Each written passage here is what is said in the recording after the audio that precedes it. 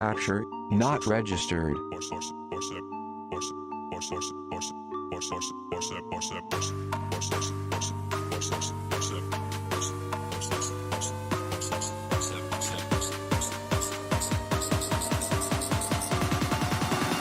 Watch that booty go.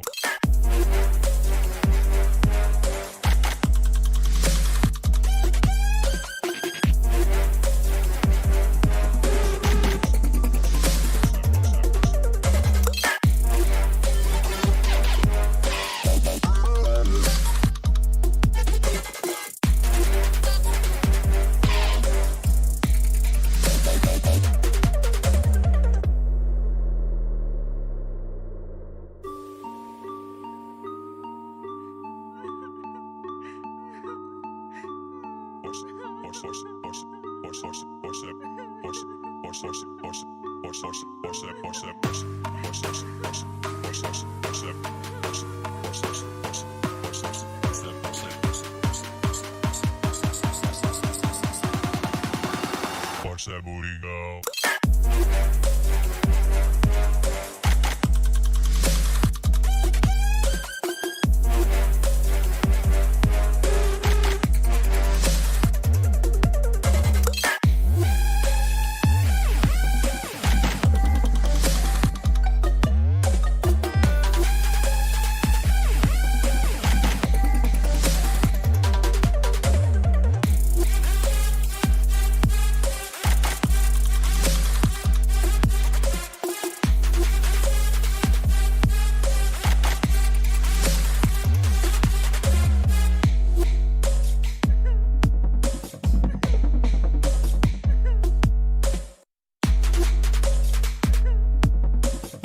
SWV audio capture, not registered.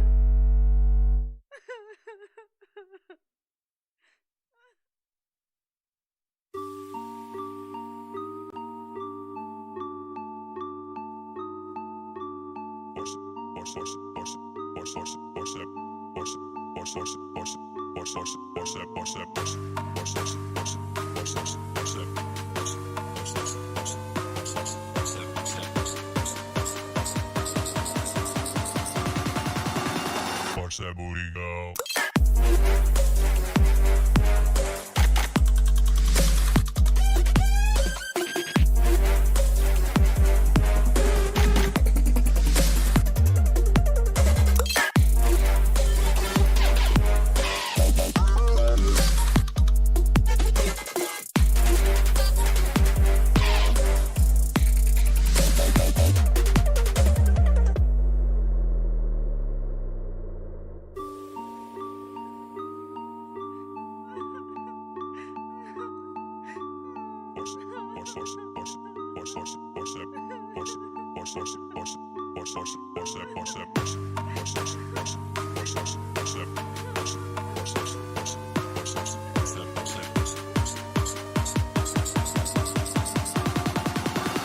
Watch that booty go.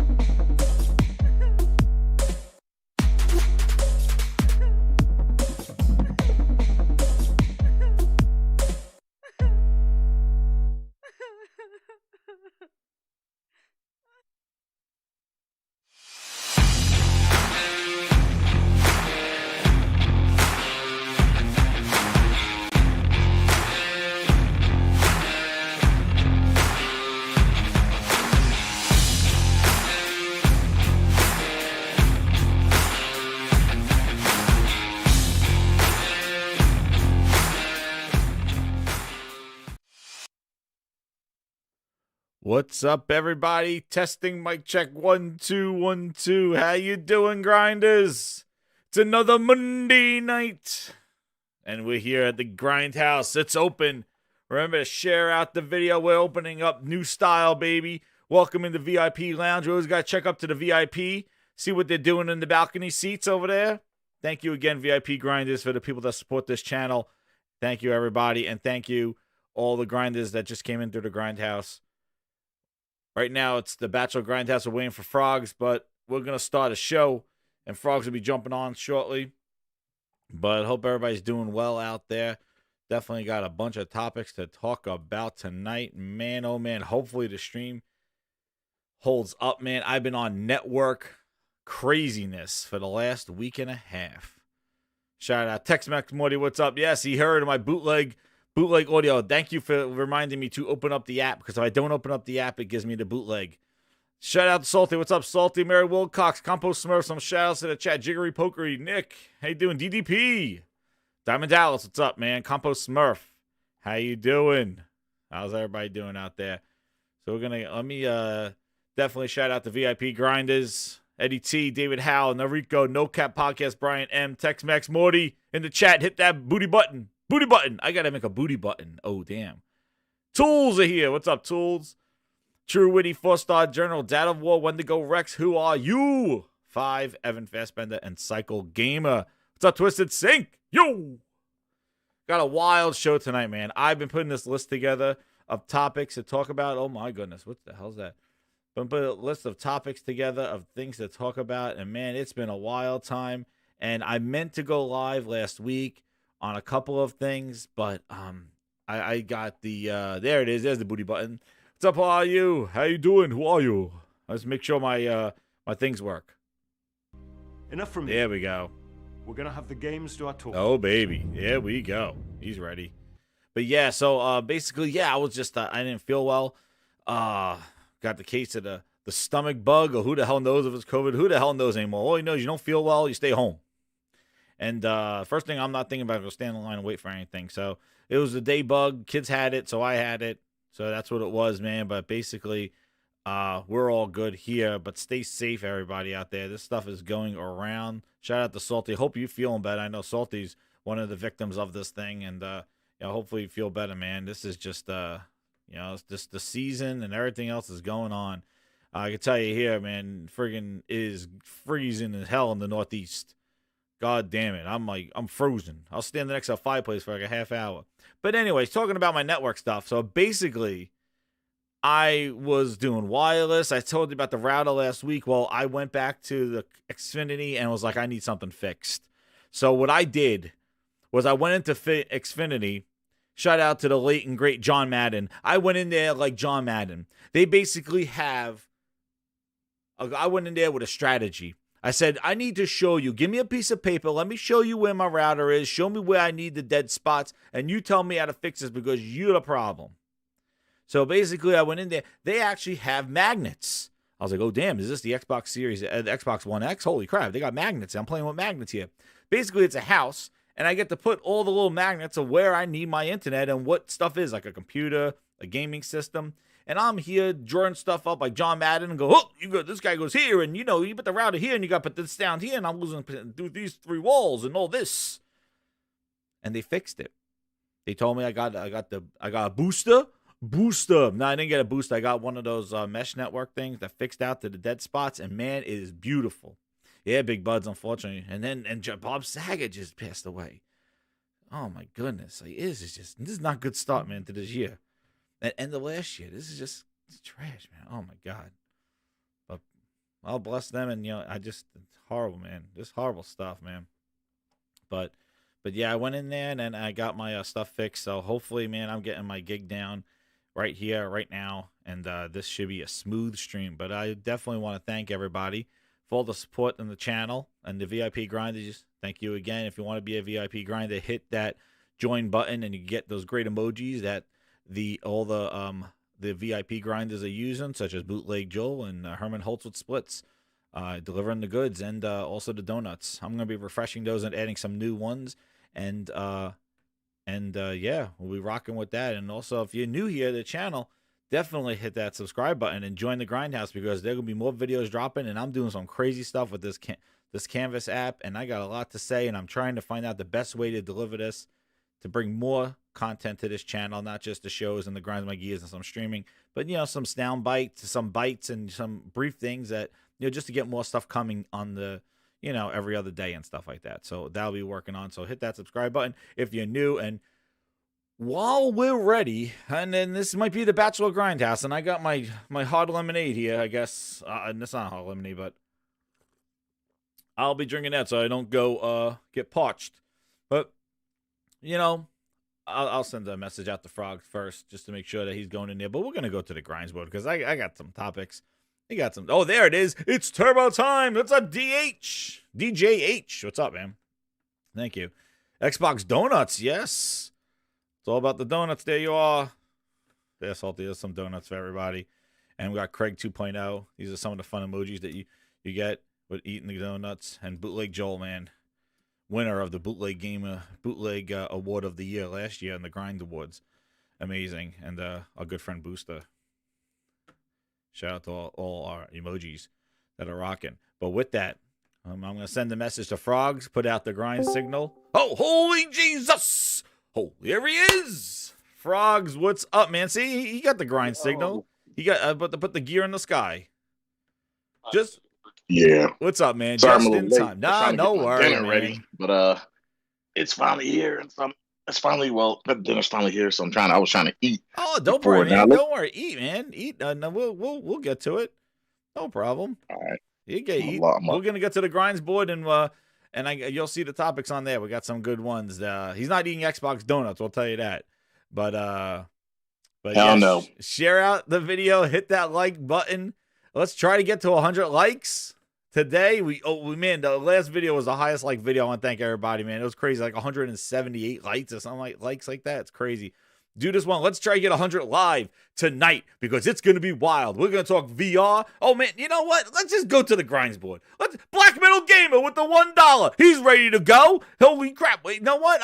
We're going to hit the sirens for him. Here we go. Black Metal Gamer just got to start with the super chats at $1. We're going to go to the GRINDSBOARD. There's some new animations, a new GRINDSBOARD, and we're going to go with that. Let's go to the Gaming Grindhouse. Starts now.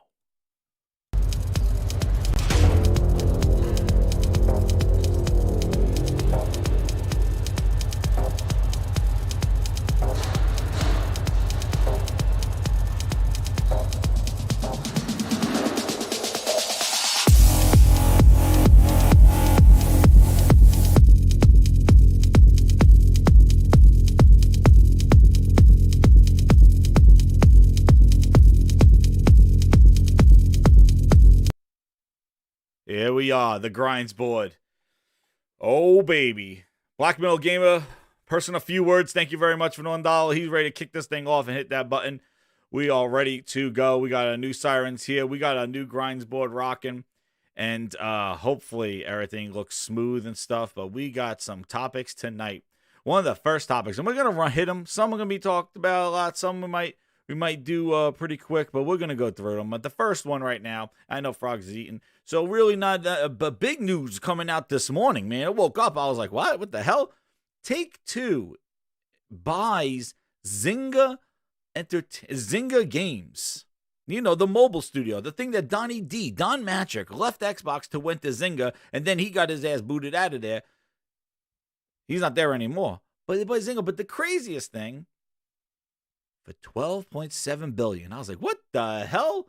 What the hell will you spend that money on? Well, didn't Don Matrick come back to Xbox? No, he left Xbox. Don back at Microsoft. No, he didn't. That's what I was reading. Don Matrick is going back over to Microsoft. Xbox team. He wasn't on Zynga anyway. He left like in 2015. He left like 4 years ago. Hold on, let me read where he's at now, because I could swear when I read something that said Don Matrick was going back to Microsoft in a different position. Oh my God! Please no, that'd be crazy. Look it up. You gotta find me that. The hell, Donnie D go back to Xbox? Holy crap! But yeah, that is the biggest acquisition of all time. $12.7 billion. But you know, it's funny because Zynga really hit big. back, with Farmvilles and stuff like that. But man, that is a lot of money. But that is to flex their mobile stuff, and I'm telling you, man, I am sure that's going to have some sort of impact in their mobile approach. But also, I think that's going to tie into also some GTA, unfortunately, because that mobile model, man, I don't want it here, but it's coming. It's coming. These guys, they sniff those phones like goddamn bloodhounds. Those phones, baby, they're out there. But yeah, here's some details of it. So I was like, holy crumb buns on this one. I was like, what the hell is going on? Is this coming over? There we go. Oh yeah, we'll hide our reading list because we're going to talk about that. But yeah, so this is it. All right, here's some details here. Oh man, ultra zoom. So we got Take-Two acquire total value $9.9 a share, about $10 a share. They applying a value of $12.7 billion, 64% premium to Zynga's closing share price. Oof, they're paying a premium for them. Transition expected to deliver approximately $100 million of annual cost synergies with the first 2 years. My goodness, Take-Two's best-in-class PC games and Zynga industry-leading mobile games. Ooh, zoom in on that. And yeah, so franchises such as, here's the article. Whoa. We don't want NFT stuff. But yeah, like games like Farmville. Here it is. Here's some more details of it. So like Toon Blast, Farmville 3. I didn't even know they made Farmville 3. They had these mobile games, all this goodness. But remember, Take-Two, they're doing the stuff with the 2K and 2K Mobile and things like that. But yeah, here they are. So they got that free-to-play mobile development talent. Zynga, leading publishing and analytics platform, can drive synergies across the combination. Yo, He is? I found out you're not going to believe where fucking Don Matrick is. Where is Don Matrick? Don Matrick is the head of global business operations at SIE. No, he's at Sony? Sony Entertainment, yes. Get out of here. Yes. Wait, Yes, I'm reading right now. Send me the link in the DM. I want to see this. Oh, in the Twitter one. All right. Yeah, this shit is crazy. So, but he was he with? I thought he left Take-Two. I thought he left Zynga in 2015. Yeah, it says right now he's with the SIE. That's what I'm reading. Send me that message, Donnie D. Bringing the goods. I gotta see this one. That's a siren. Oh, shit. But wait a second, Sony. Wait, send me that thing. Yeah, I just did. All right. Holy shit! I can't. I don't know if this is. Let me see. Where you get? Who's your source? What's going on? This is NeoGAF. That's why I gotta. We don't just go to find out where Don D is. There he is. Don, yeah, that's when I went to it. It said it keeps saying SIE. I keep seeing SIE, so I'm like, wait, it can't be right. No. Let's go. Where is this guy? He is here. He is his Wikipedia. Where'd you go, Donnie D? Where'd you go on me? Donnie D. Where'd you go, Donnie D? Yeah, because he left Zynga in 2015. That's what I read. Zynga was struggling to make the intended gains, so they booted his ass out of there on April 8th, near my birthday. Announced that Matrick resigned as CEO effective immediately and was replaced by Mark Pincus, the guy who founded that. He founded Zynga, so he went back there. But I don't know where the hell Don Matrick went there. The last time I saw him pop up was the Microsoft Red Ring of Death video. Dug his ass up. Man, Donnie D. You look like they found him in a back alleyway. In that video. Well, I didn't get the message, Frog. Where'd you send it? I'm not trusting NeoGAF. Who cares where Donnie D is? He's not at Sony. There's no Sony in his Wikipedia at all. Yeah, I'm looking for it. He's at Moby Games? No. Who cares what Donnie D is? But anyway, they bought Zynga. Holy crap. This mobile thing, Take-Two becomes huge now with this. And yeah, so big news today coming out of that with that purchase. But yeah, they're definitely gonna do yeah, it's gonna result in more than half of Take-Two business being in mobile. That's crazy. Jesus. But what's crazy is 12.7 billion. So this was more money than the Bethesda deal. Isn't that Yeah, that's a crazy? lot. Torchlight 3. They get Torchlight 3, but they get a Star Lock chart boost. Whatever. Whatever. Congrats. More mobile gaming. Yay. To do that. My goodness. I mean, I thought if you'd have been an SIE, that would have been a big news thing. No, yeah, that would have been a big news day. Don Matcher went to Sun. Yeah, that would have been a big news day. That's weird. The other thing that came up today, well, this is some big news talking about Sony. So Sony, a scoop was that the Twisted Metal reboot that they were saying was done by Lucid Games. There was a discussion that Lucid Games was going to do this Twisted Metal reboot, and actually I'm gonna hide this thing. What the hell? Yeah, so they were going to do a reboot of Twisted Metal, and Lucid Games is the company that makes wow, they were worth number one Gadget says customer. they were worth $6.1 billion and actually paid. I don't know, man. It's that mobile games, man. Those whale shopping. They just opened up the gates for that whale shopping. Thank you, Game Night 123 at the 5 Australian. He goes, I just looked at the NeoGaf post, and the link they sourced is disguised as an SIE link, but it's actually never going to give you up. Frog, you just got Rick rolled. Jesus. I'm funny how? I mean, funny like I'm a clown. I amuse you. I make you laugh. Frog's What do you getting mean Rick rolled funny? and Funny using how? it How as... am I funny? This is the Grindhouse, yes, but we're not going to get Rick rolled here. Thank you, the Game Night 123. Frog is actually, he must be watching the video right now. He's watching some Rick Ashley right now doing the dance because Frog got Rick rolled, and oh man, Frog. Oh.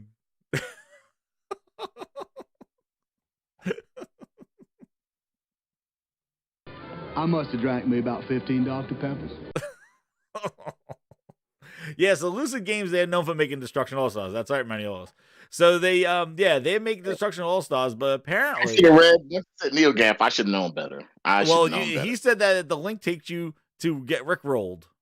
So that's if you click on the link, it takes you to Rick Ashley video. So this one where they're gonna now they have another. So basically, there is another. Wait a second. There is another studio. It's not London studio, but it's another European studio that's going to be working on this Twisted Metal reboot, and not Lucid Games, who made Destruction All Stars. That was the initial, the initial thing. So the initial development rumor was that. Again, none of it's been confirmed at all about any of these, the developments. Like, and first of all, Twisted Metal reboot. Before I move on to the next topic, like, what do you think of a Twisted Metal reboot? It's okay. I mean, I'll be interested. If it's good, it's good. Yeah. I don't have a problem with it. I mean, we don't really have any genres or car genres, destruction car genres like that right now. So maybe it wouldn't be so bad. Yeah. See, if maybe sorry. Maybe to spawn different developers to make games similar to it, and maybe we get a good one. So I mean, I'm not opposed to it. I'm not opposed to it at all. Let me see who they were speculating it, because they didn't name who the studio was. Because again, it's a studio for a game that's still not being these pop-ups. Let me see who they said it might be. Here it is. So this is the article here. It's saying that they changed plans for in-development Twisted Metal reboot. Sources told VGC. Started development at Liverpool, UK-based Destruction All-Stars. You just made the list! The project has ceased development, and Lucid, according to sources, Sony has decided to move the series revival to one of its first-party studios in Europe. Sony Interactive Entertainment, Lucid Games did not respond to requests. Yeah, well, they didn't even announce the game yet, dude. It's understood that, remember, Jaffe brought this up, that there's an upcoming TV series in 2023. Right. Sources not provide explanation to change the developer. All right. Yeah. Yeah, right, exactly. DJH32X, member for 4 months. Thank you again. He says Andy Robinson's a good source. VR is a distraction. LOL. Yeah, exactly. Yeah. Yeah, he was the one that triggered the whole internet on the VR is a distraction. And we'll talk about that at the VR segment, but just to preface that, and thank you for being a member of the VIP Grinders for 4 months. But, just to preface that, it wasn't the comment that VR may not be like the thing.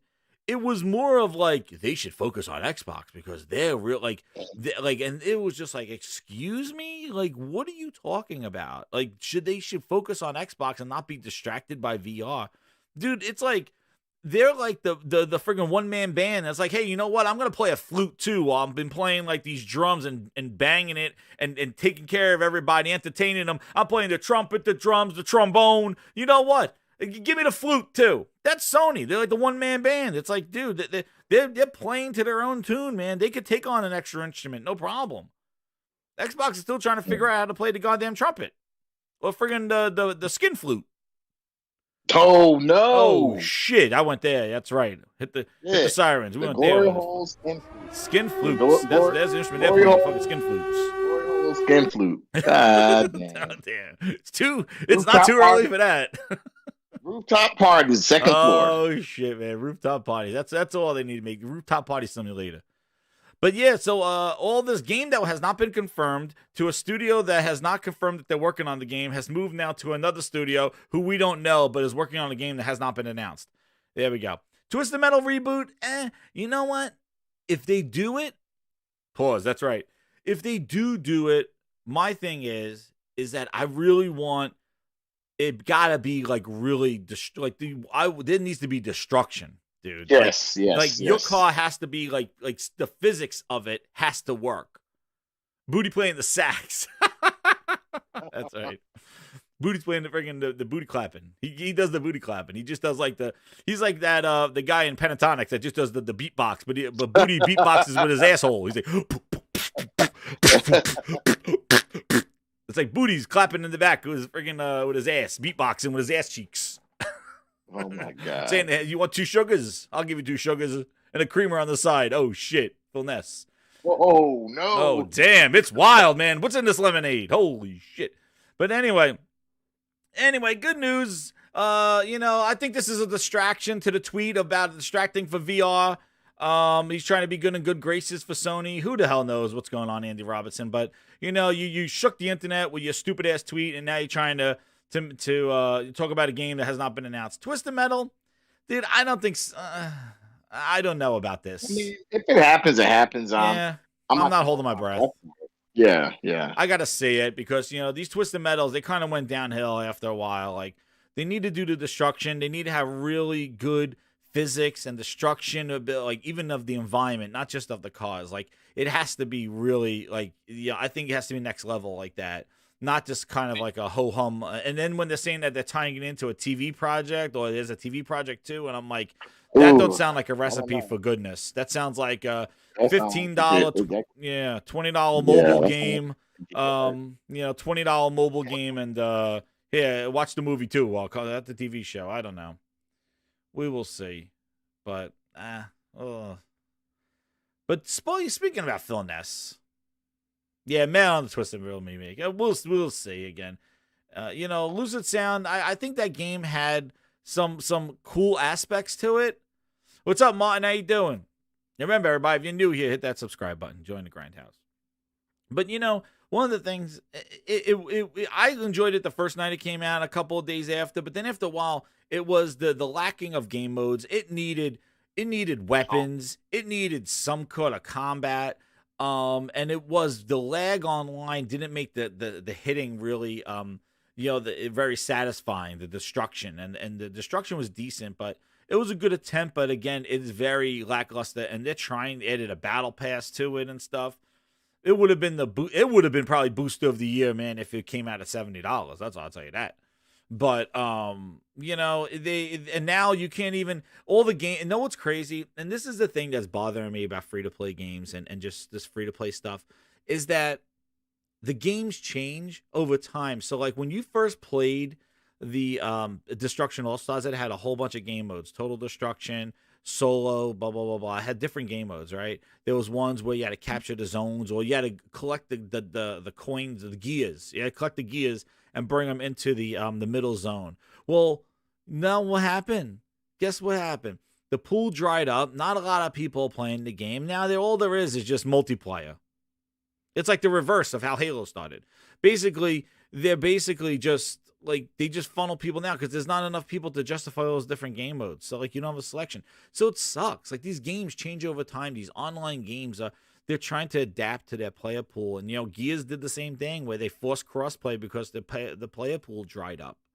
So like it's unfortunate. Like with these games is like you're not getting what you're getting on day one is not the same game that you're gonna get relied to. So if you step away from it for a while and come back, it's gonna be different for the better or the worse, which sucks.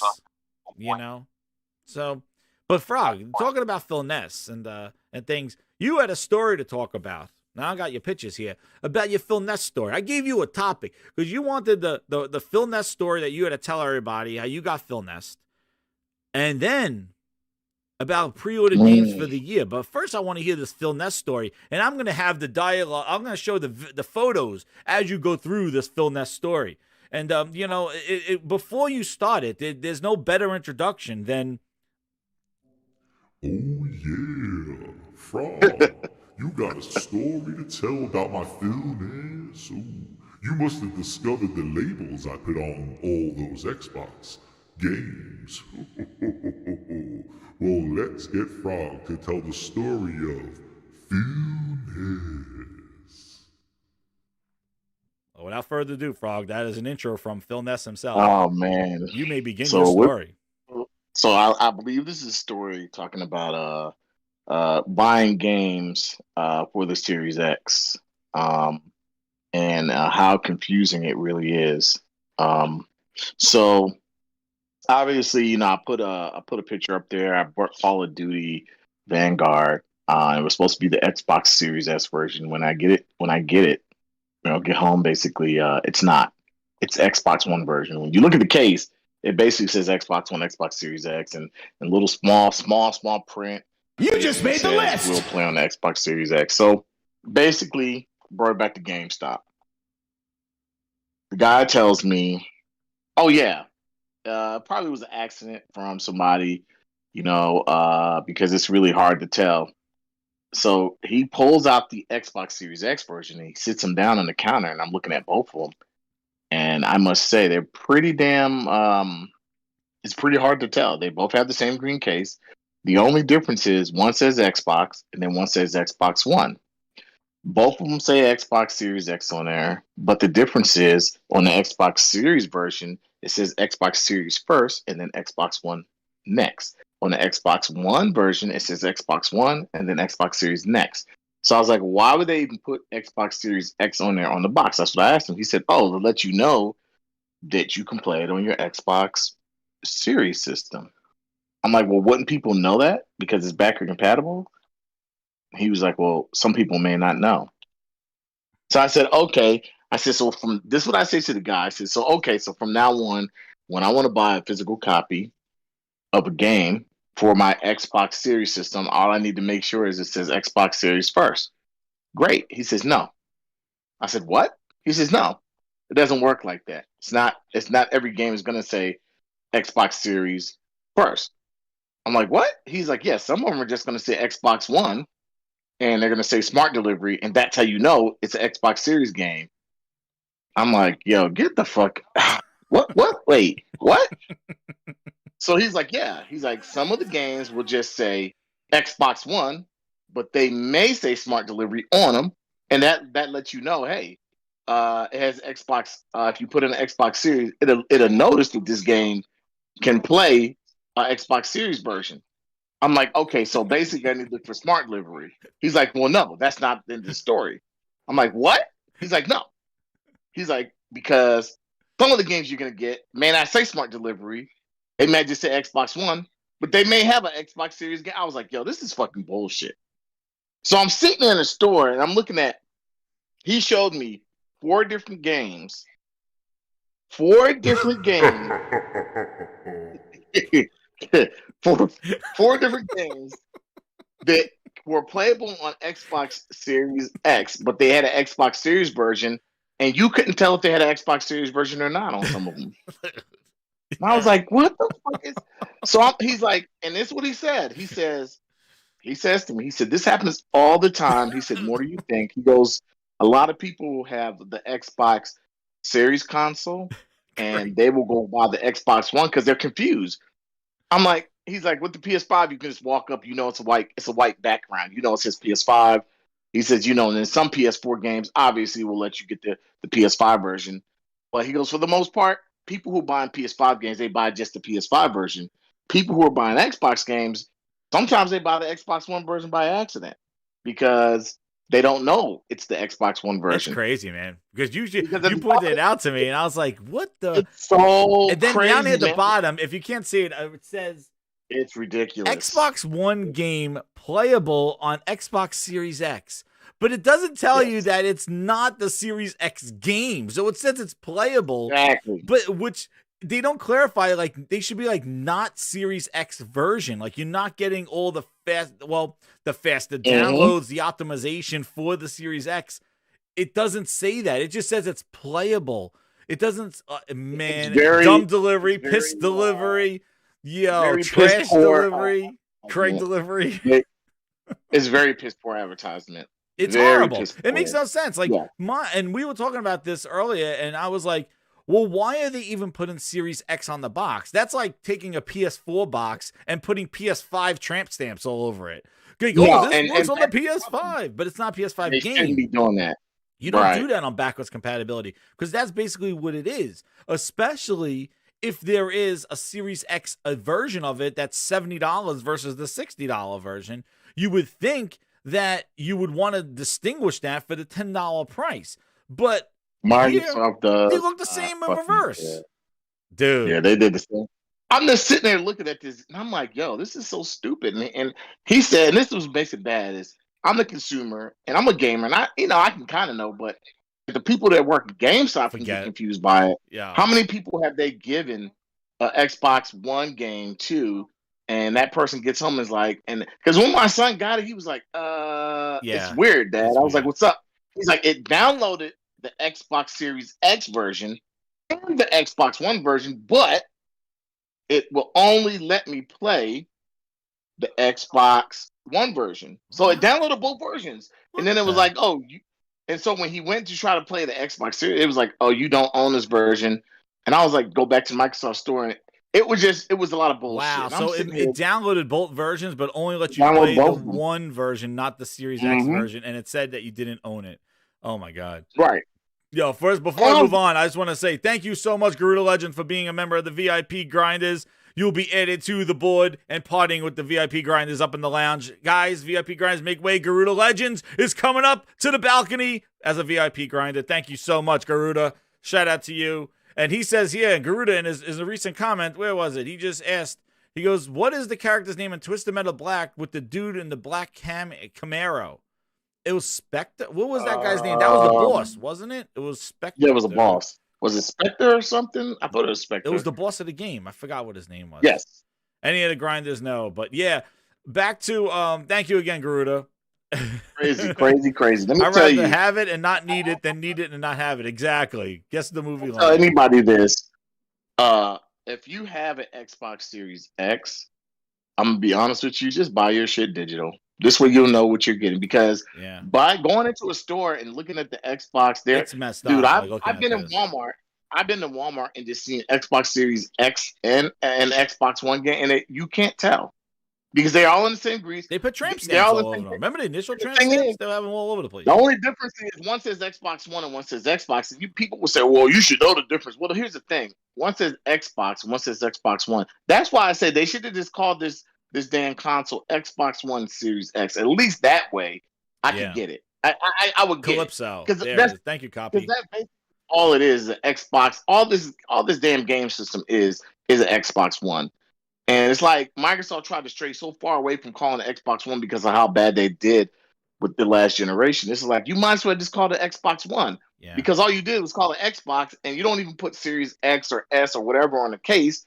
You on the green part of the case, you just put on a little piece of paper, but you still put Xbox One on there. Even the explanation on the box, it makes no. It says playable, so you think like, oh, it works. So, but it doesn't tell you that you're not paying for you're not getting that edition. Right. It just says playable. And then it's like the guy said, well, because this is what he says. He's like, some of the games on Xbox series are playable on Xbox One, but not all.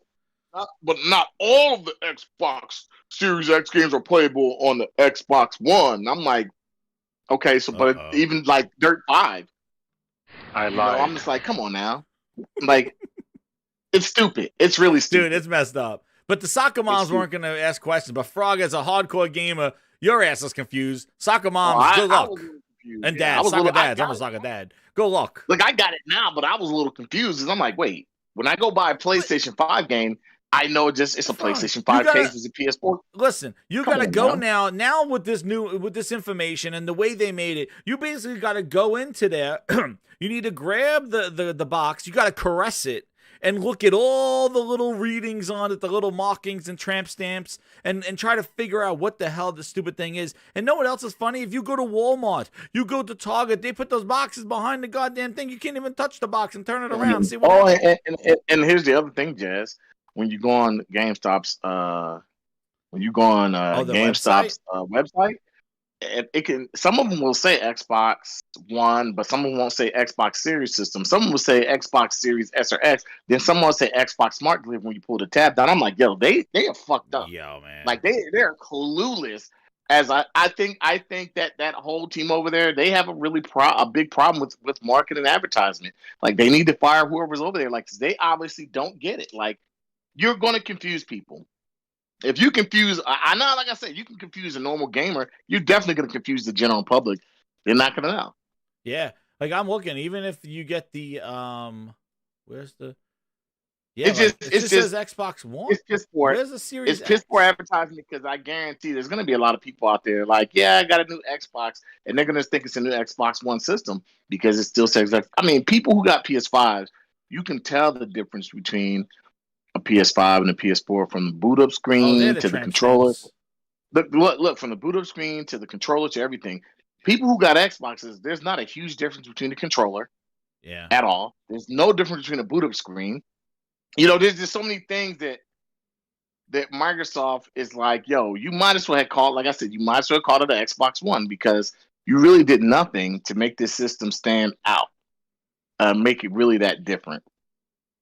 So, like, just call this the Xbox One and go on with your life. Like, wow, because they even do it on the digital cards, Frog. Like, I'm looking here. Hold on, wait a second. Let me share this here. You're looking even over here. Like, here's the digital cards, right?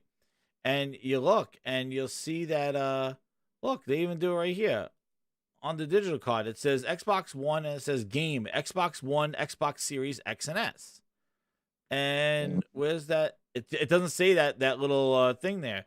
Then if you go click on here and do Series X, it has the tramp stamps. And it does exactly what you said. It puts the Series X version first. And Xbox. Dude. Where's the I don't give a shit edition? Because Xbox, you got your Philness shoved up your ass. Yeah, that should basically be I don't give a shit different. They don't give a shit. They don't care. They're a mess. What a disaster. Oh, but nobody's going to be confused. That's ridiculous. You name these things very similar, and dude, forget about it. People are going to be confused. It's the difference between do people care or not.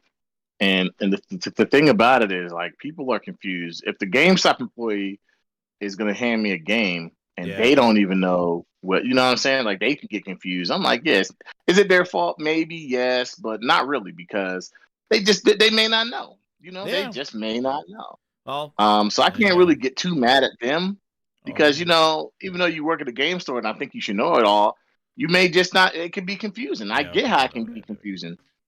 And just like, man. Geez, man. Dude, all I know is that definitely is going to bring on some that is a mess. That is definitely a mess. And a mess, man. It's ridiculous. That sucks.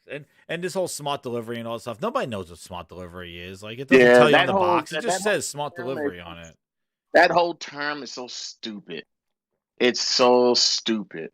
Smart delivery, like they're trying to sound like they invented something new. Like, stop.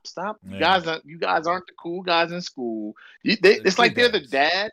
It's like they're the dads, and they're wearing khakis, and they're trying to wear Jordans with khakis and sweater vests. They're like Look, that I got commercial yours. where it's like your dad goes to the club. It's like, hey guys, how you doing? Like, hey, I'm gonna dance here. Did you make sure you called your mom? Like, yeah, that's what it's like. The cool dads, dude.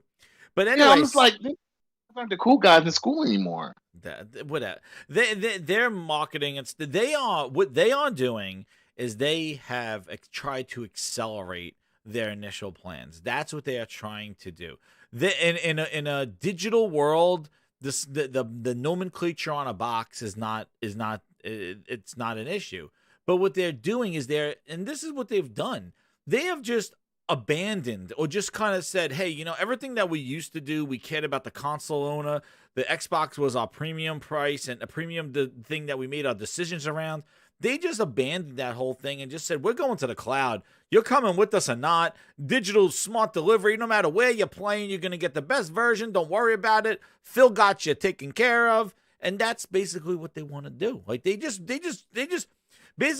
left the dinner table. Like everybody was talking about games and consoles and all this stuff. And Microsoft just left and went outside to go play like, hacky sack or some shit like that. They're like, what the hell's that guy doing? They basically just left. They said, we're going to the cloud. And, like, we don't care if this don't make sense. And you'll figure it out. And good luck. And, sign up for Game Pass because that's where you get a whole bunch of games. And so the next thing you had here was the games pre-ordered. So did you pre-order anything yet for this year? Oh, yes. You did? Yes. My list is short because I don't pre-order anything. So what's your list? So I had a whole bunch of store credit. I had close to $500 of store credit.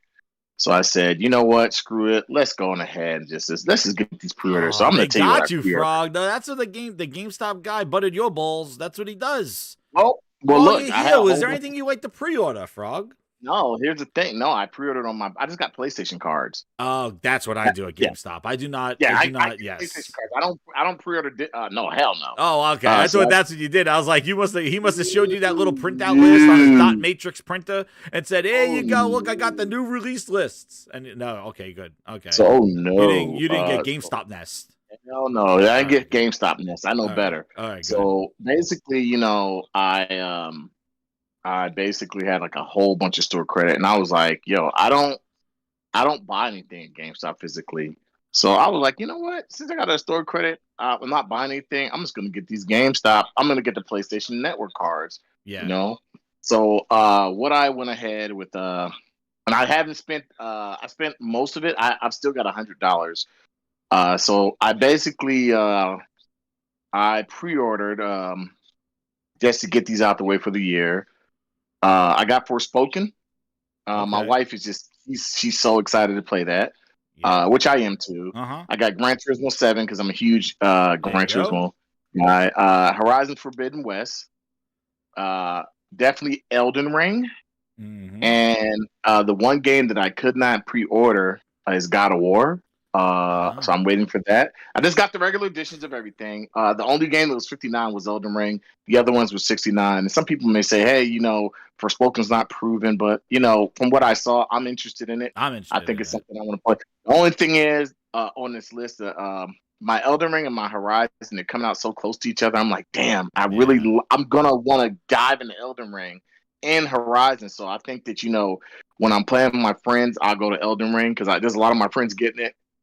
And when I'm playing by myself, I just do a little bit of Horizon.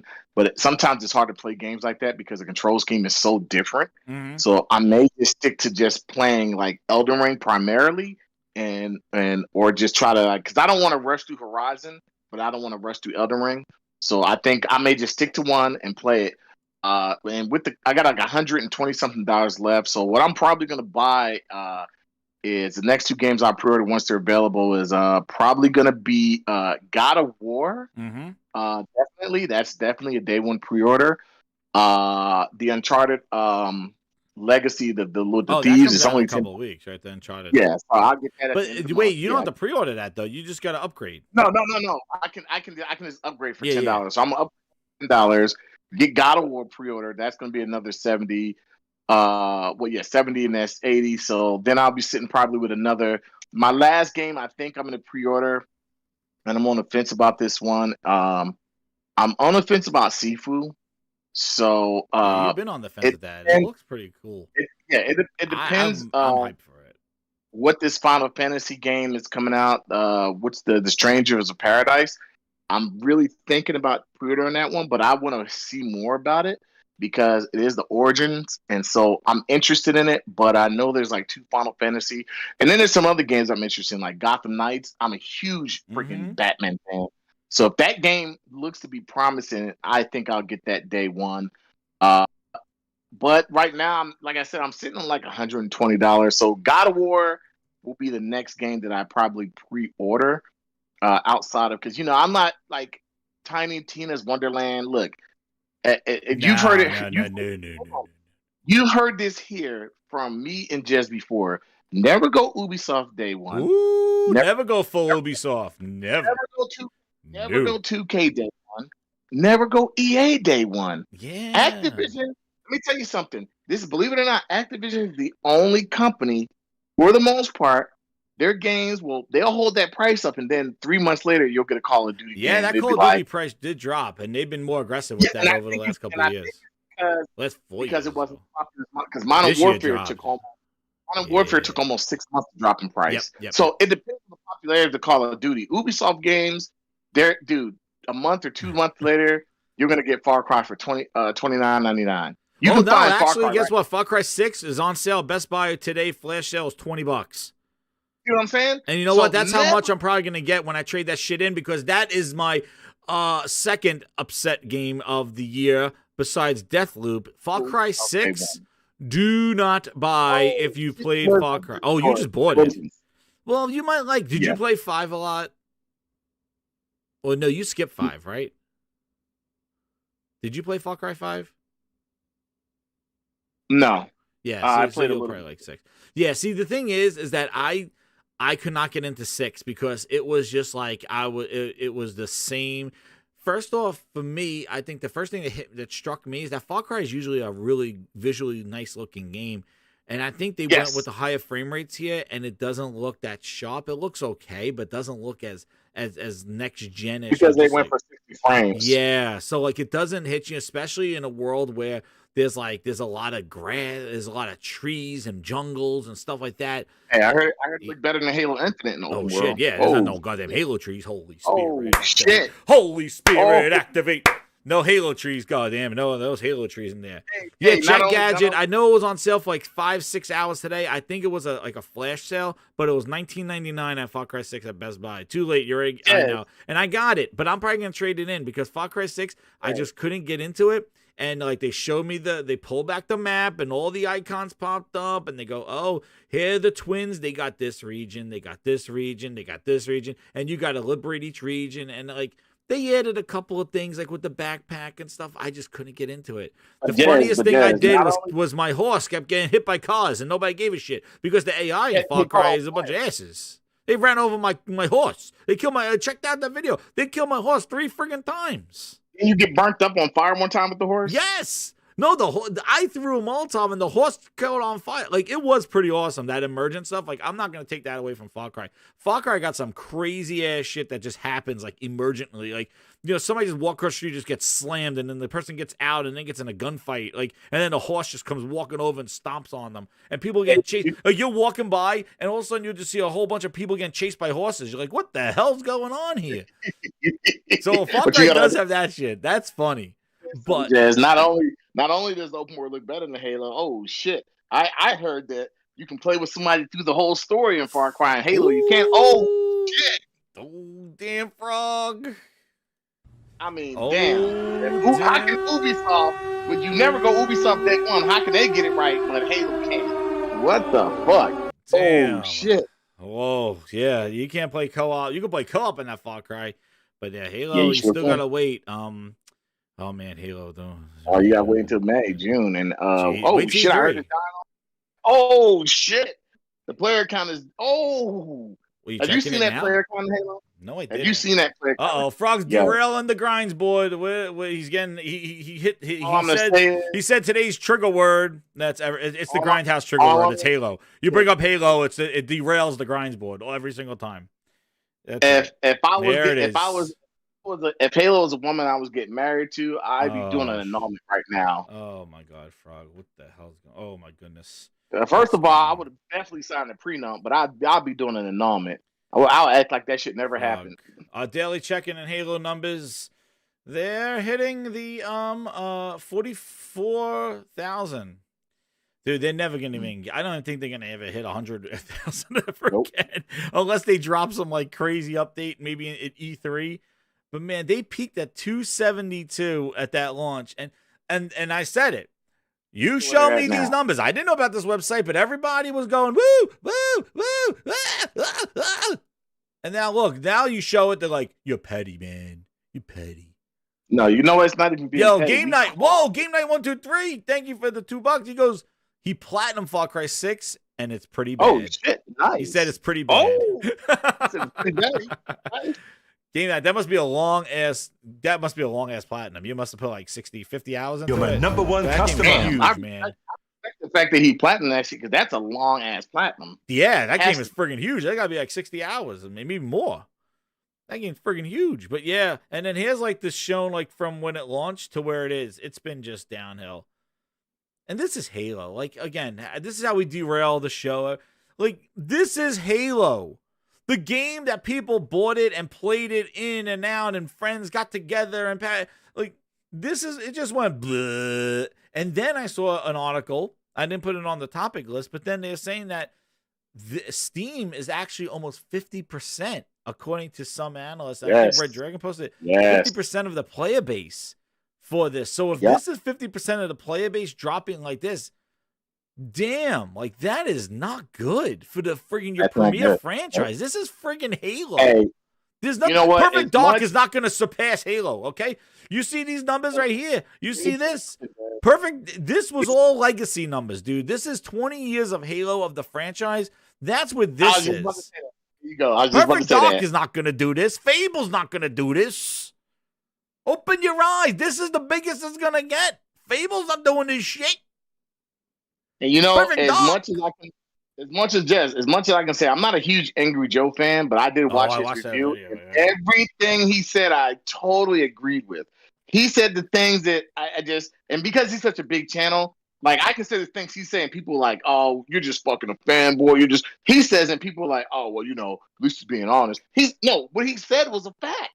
Like, that, man, it's just, I like how he made fun of the whole like earning things as opposed to like, you keep saying earn, but no, I bought this gun and basically you gave me a skin. And it's like, but you keep saying you earned it. He's like, yeah, I earned the money from my work. There you go. Yeah, that's pretty funny. Yo, Gemini J with the $2. Thank you very much. He says Far Cry 6 is $20 right now at GameStop. Don't go full Ubisoft, but get it for $20. And shout out to King Thrash for the video he made of things that weren't in Halo that they showed.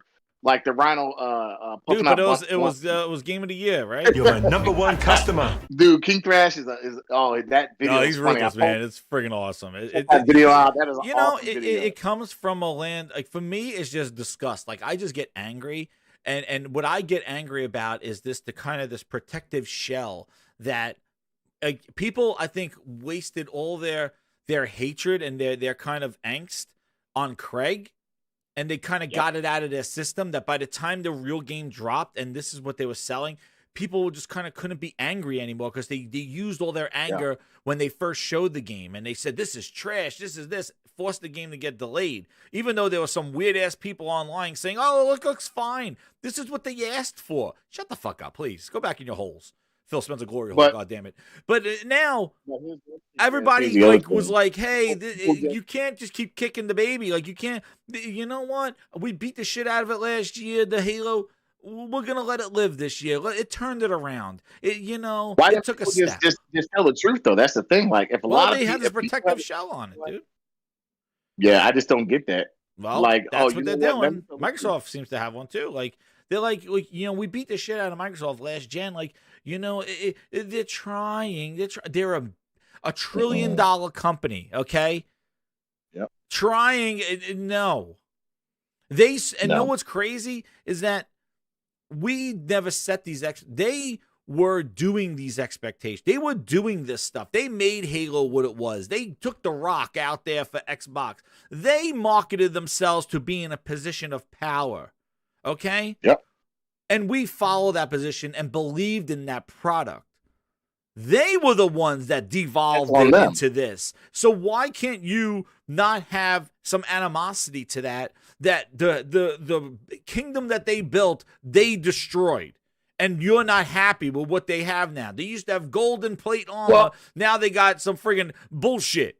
They rub themselves in mud, like goddamn Predator. Yeah, I'm gonna tell you why, Jazz, is because you have people who just they rather fanboy than to get a good That's only product. it's gonna rather be sit only there their disappointment, dude. But they probably Yeah. will never be They rather- disappointed because they don't care. tell you how good something really is, and it's not. Instead of saying, "Hey, we don't want this, and we want you to do better," they rather fanboy, and that's why I think that Xbox as a whole has a problem because you got people who rather fanboy. They're so busy and they're so ready to fanboy instead of telling people, "Hey," instead of telling the company, like, "Look, we want better, we need better." Nope, you rather fanboy. Well, we Why got fanboy some. for something that has a problem? You have a problem with? Tell the truth. I'm pretty for sure. You tell the truth, they see their numbers drop. They're gonna say, "Oh shit, we need to do something quick." Because if we don't, this franchise is dead. And I said that Halo Infinite was going to make or break that franchise. Yeah. And I think that at this point, it's done. Phil said It's it done. doesn't matter. Like he was like, "Oh, it doesn't matter," and stuff like that. You want You to know why it doesn't matter? Because he wants to be a Sega. He wants to be a third-party company and just do Game Pass on your TV. I got some You videos subscribe- here. You want to see some videos? Funny videos? Watch this. Here's some videos. This is the derailment part Want of it. that social co-op built The into names titles, that and they it's were great to build talking off of. about. Aaron Greenberg, where is Now, it? going through the show floor, I've met with a lot of the ID. and Here's the Xbox, E3 finesse, developers. 2016. Their name dropping. As far as Crackdown the way they've been putting it 3. together, I mean, I've seen everything from. I'm familiar with Death Stare, I believe it is. Yes. Yeah, I mean, just crazy little wacky games. I mean, obviously, these are games that start from down here and go all. Wait a sec. Where's the leaning a little bit Greenberg more nest? Absolutely. I mean, internally, we kind of talked about this year being the year of co-op because I think every single game we're bringing out, except for maybe one, supports co-op. And, obviously Gears is, well known for it, but, it'll be supported across the lineup. Halo Wars will have it. Forza will have it. All of our big titles throughout the year will have it. Where's the finesse one? That wasn't the one. I clicked on the wrong one. Oh, here. Oh, where was it? The hell was it thing? And customer expectations as people Where was he who talking want to be about? able to use it for entertainment. Oh, he's hyping up the and their series, remotes, the but 1S. also wanted to make it easier to bind. Where is it? I don't think I have it. Hold on, I'll find it. Very similar to our existing controller. That's not the video. Damn it! Why isn't it on my friggin' my save? I saved it. Stupid ass. The hell? Where is it? Oh wait, whoa, what's this? Here it is. Here it is. Fully in stock through holiday, and people can pre-order now and start getting and plan for August. All right, well, lots of the cool stuff. You got the cool controller that people can make their own. First off, we announced 2 new consoles. Yes. We announced 2 new consoles. Dude, this is the bullshit that they. This is when they started going downhill. Customize your Xbox One wireless controller.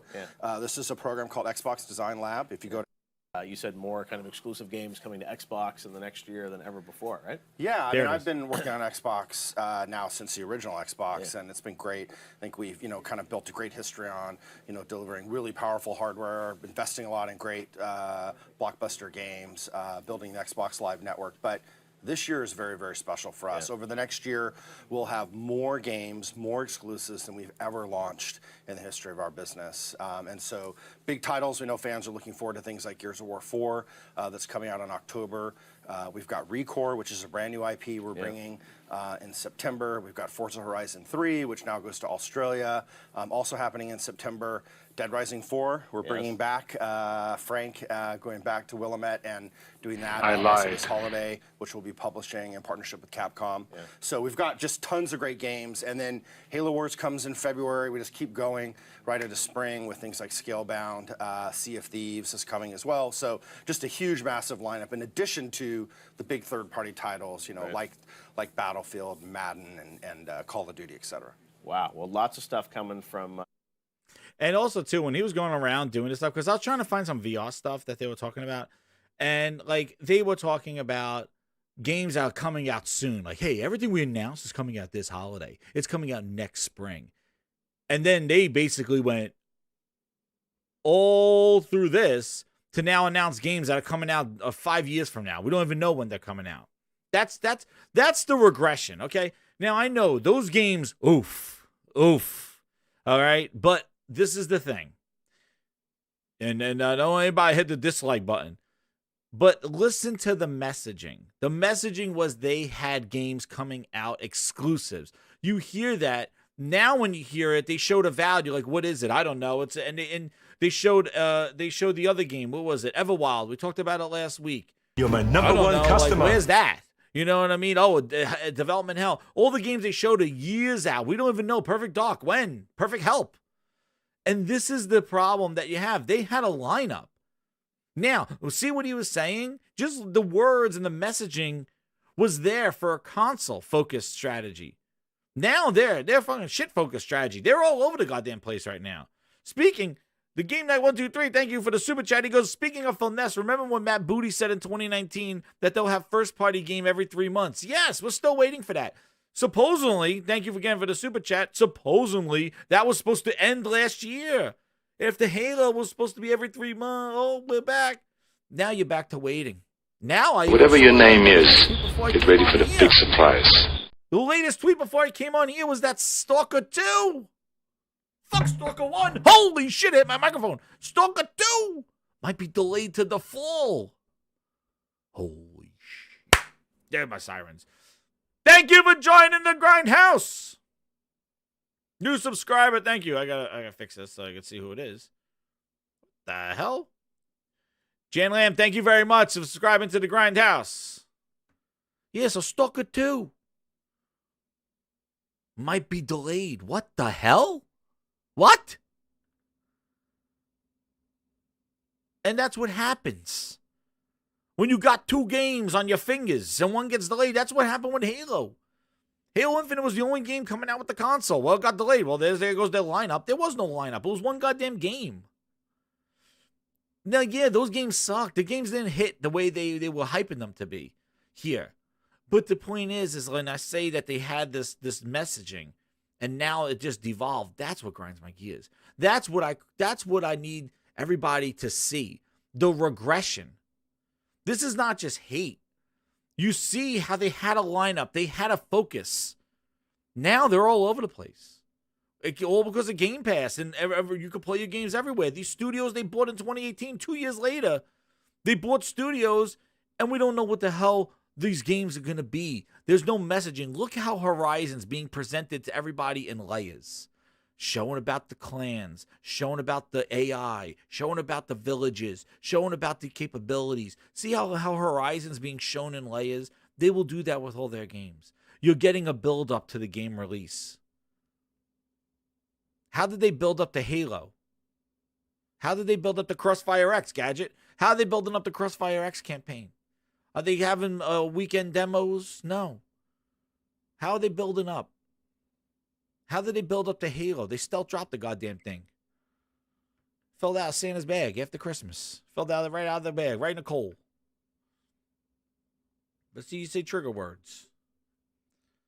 And that's so much more, but I don't want to really derail the GRINDSBOARD because I got to talk about some things here at the end, and we're going to get into this because we're getting into the big stuff now. We're going to hit that like button, everybody. Share it out. We're going now into the home stretch. We are going into console sales. Phil's saying, some Philness, which I can't read the full article, but people are supposedly quoting it, about selling more than the previous Xbox.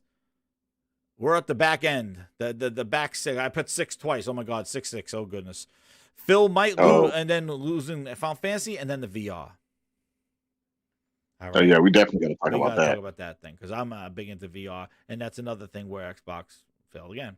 You know, just not being part of it. Yeah, opportunities. Dude, whatever. It is what it is. So this whole thing with the console sales hitting this 10-1. So we heard about that the console was outselling, the PS5 was outselling the Xbox 10-1 in India. Now they released the Famitsu numbers here, and they were showing that basically these were the numbers that released in the last 2 weeks from Famitsu. Switch is just destroying everything. Oh, it's destroying everybody. Switch destroys everybody. But if you want to talk about consolation prizes, I guess the PS5 is in there in a second. But man, when you look at Xbox, it is way down there. Now, Xbox never really did well in Japan. I know there was some articles saying that they shipped so many more to Japan, they're selling so more. But it's like, you know what? It's a good effort. Like the measurement, you could say we sold 10%. Well, we sold 100% more than last year. Wow, that sounds great. But what happens if you just sold 1 last year and now you sold 2? That's 100%, right? The percentage sounds great, but what is the weight? Like, you know, you sold 1 last year, now you sold 2. Well, 100% increase. Right? Xbox is down here, the Series S. And this is the thing that I wanted to point out. Not necessarily that Xbox is not doing well in Japan or doing better than what they did previously. But this is the thing that we spoke about last week when people were talking about the sales and how Xbox did well. And I expect it to probably, I think MPDs come out tomorrow or whatever it is. But that Xbox probably come in second, like we said, because Series S's boosters were everywhere. They had the Fortnite bundle. They were everywhere. They were available. And, you know, whatever's available will sell. The other two aren't. But this is the thing that I said, why are people excited about? And you look at this breakup here. And I'm sure maybe it's not as far away, you know, the differential between the Series S and Series X, but this is the kind of not the difference you want. 1,688 of S's versus 471 X's. That's a problem there. Like, that's not digital versus PS5 digital versus PS5 disc. You're talking about 2 different powered machines, a casual machine and a hardcore machine, like a machine that gives you fidelity. The problem is that when you're a developer, and if this seems to be the case across the globe, you're going to make a game for Xbox. You know, what incentives? Now, when you see the breakdown, you're like, well, majority of them play on the Series S. Well, we got to make sure this is optimized for the Series S. Like, you know, look at the differential between that. And shout out to JCat. How you doing? She says, New Year's is the busiest retail period in Japan, and Microsoft only sent 2,000 units. Don't listen to them when they said they want to do better in Japanese market. Yeah, that's all PR bullshit. But the difference is that the Series S is what's carrying right now this Xbox. And you got to think about, how does that bode well for the Series X? The S is the one that's it's selling. So if you look to make an Xbox game, your install base is majority Series S's. That's not a future that you want, especially if you're a 1X owner, a Series X owner, I mean. You want the most powerful machine to be the dominant console for sale so that the developers focus and make sure that that game works. Not that you just get an up version, right? You don't want to do that. Where the PS5, you don't have to worry. The digital versus physical, that's just a delivery method. The difference here with the Series S and Series X is the capabilities of both machines. You want like when the Xbox 360 came out, right? There was the core unit and there was the Pro unit. The Pro had the hard drive. The core had no hard drive.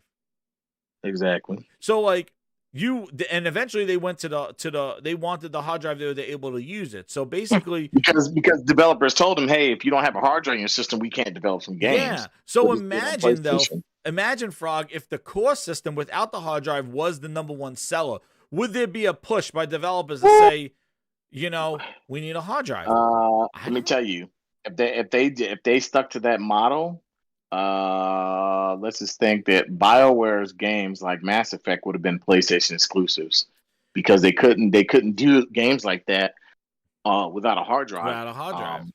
Yeah, they couldn't. 512 megabytes wasn't cutting it. You don't want your weakest link being the lead platform. Like, you don't want that to be the lead platform of the next generation. Like, especially now. This is the time when the next generation is your core audience is buying. This is not casual time. This is the core audience time. This is when the people who bought your previous console and are hooked are going to buy your next gen console. So why isn't the Series X the one that is leading this, and Booster is the one that's carrying it, and Booster is the one that's available on store shelves all over the place, and the Series X isn't. Like, I want to know what the breakdown is. But if you just look, and again, they don't share numbers, so we have nothing to go on. We just got to look at other countries. But if you look at other countries, like and you also say, you see the feedback from this past holiday, how the S was all over the place, but the X wasn't. Dude, I just don't think that this is the great message to send. Like, you want the most powerful console of your arsenal. What happens if Samsung releases their flagship phone and they release the E version of that flagship phone, and the E version is outselling the flagship before the flagship? Like, it usually goes, the flagship sells the most, and then you bring in your casuals with the E. What happens if the flagship comes out, the flagship is not selling, and your E version is selling? Samsung's gonna be like, guys, we sold more E versions, E editions at launch than the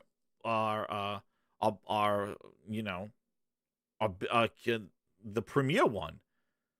Right. What are you gonna do the next time you launch? You're gonna be like, you know what, make more of those E versions because they flew off shelves. Like, I just think that it's a little weird. Like, I just think, again, this is the first time we've ever seen this. And I guess this is their strategy, just to get you in the ecosystem. It's the Philness to get you there. But, if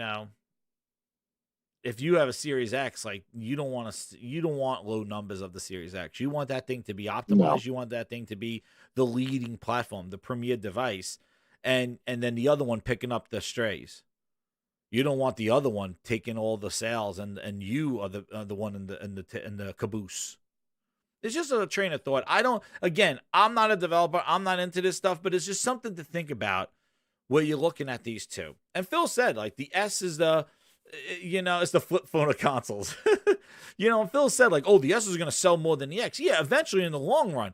I didn't think up front. Like, I didn't think that the S would be outselling the Series X up front, like this breakdown. And again, it's Japan, so you can't say it's the whole world. But again, that the holiday sales, the reason why Xbox probably is in second MPDs is because of the availability of the S, obviously. Yep. But that's a no-brainer. Yeah.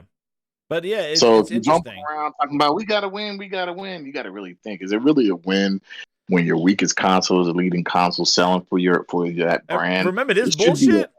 Oh my god.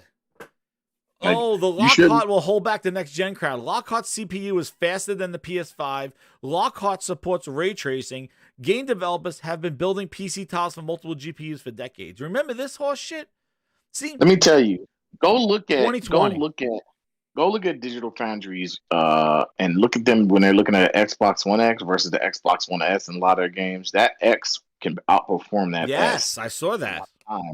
And the thing about it is Microsoft made an underpowered system on purpose just so they could just get it out there. Yeah. So they killed their Xbox One X, which they really didn't, truly to me, they really didn't support that system. That system could do a lot that it really didn't. It had a lot of potential, and they killed it. They're like, fuck it. If it's not an S, or if it's not an Xbox One S, an Xbox Series S, or an Xbox Series X, we don't care about it. They basically drowned the Xbox One X. For everybody that bought one, basically they got screwed.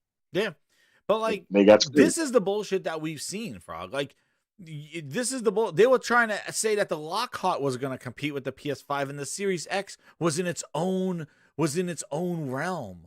Remember that? Like the Series X is so much more powerful than the PS5. The PS5 is going to have to go against Lockhart. Lockhart is going to. Like, oh my god! Yeah, they basically said that the PS5 was going to be going against the Series S. And you see the results. You see what's happening. The One X is doing things better than the Series X as a Series S as a next gen console. But this is the stuff that grinds our gears, right? This is the stuff when people are idiots. Yes, when you see this, we saw this this is June of 2020. We saw this stuff for years and a half. Lockhart, Scarlet, all this talking bullshit. So you see why on the internet and on YouTube and stuff, you see why there's an extra kind of like, look, the PS5 is doing this. The PS5 is doing it. Like, there's extra because we heard the hype on paper about the capabilities of the machine, and then you get goddamn Halo trees that look like goddamn toilet bowl wands that you basically clean your toilet bowl's ass with, and that's what your Halo trees look like. There's your 12 teraflops right across your face, slapping them before you said, right? Blah, blah, blah, blah, whatever. Man, there's some hot lemonade. I'm slurring my words, man. This is not good news. We're not even. I got halfway through. I can't even talk. Holy shit. Slurring words. Yeah, here's the 2000 JCat. They said the 2000s into Japan, the busiest season. There you go. Now, there's the Philness. All right? We're going to get into the part of the sales, and that's going to lead into the next topic here. Hit that like button. Join the Grindhouse as a subscriber. Be like Garuda and be a VIP grinder. Or if you just want to just support the channel, hit up the Grinds Super Chats. But we're going to talk right here, Xbox family of hardware of sales. So Philness got into New York Times because, you know, he stopped interviewing down there the Venezuelan government. He finished the Venezuelan government interview and talking about xCloud and strap-ons and USB plugs for your TV. Now he goes, you know what? The series consoles are the biggest selling consoles than all the family of devices that we have. We're selling more consoles here than the previous one. That's what he said. Now, here's the Philness. So basically, this is the family of hardware sales here. And you can see that the Series X, the series of consoles, versus the One, have shot up here. And as we see, a lot of this is basically of the S being available. That Series S has really kind of... See, and this is the thing. I think that the Series S really kind of is pacifying the situation, and you really can't get a good tell of what's really going on with this stuff. So it's kind of hard to make these judgments and even compare, because this availability thing is really an issue.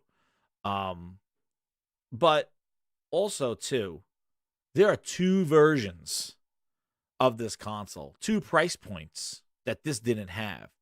So I would think, and I brought this even up to Benji Sales on Twitter when he was like, year over year, they are at 180% increase year over year. I'm like, last year they had one console, now they got two.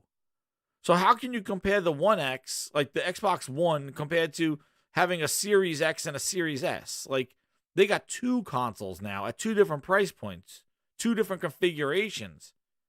Like, you got two versus one. All right, so to say year-over-year console sales, you know, you're not comparing apples to oranges here.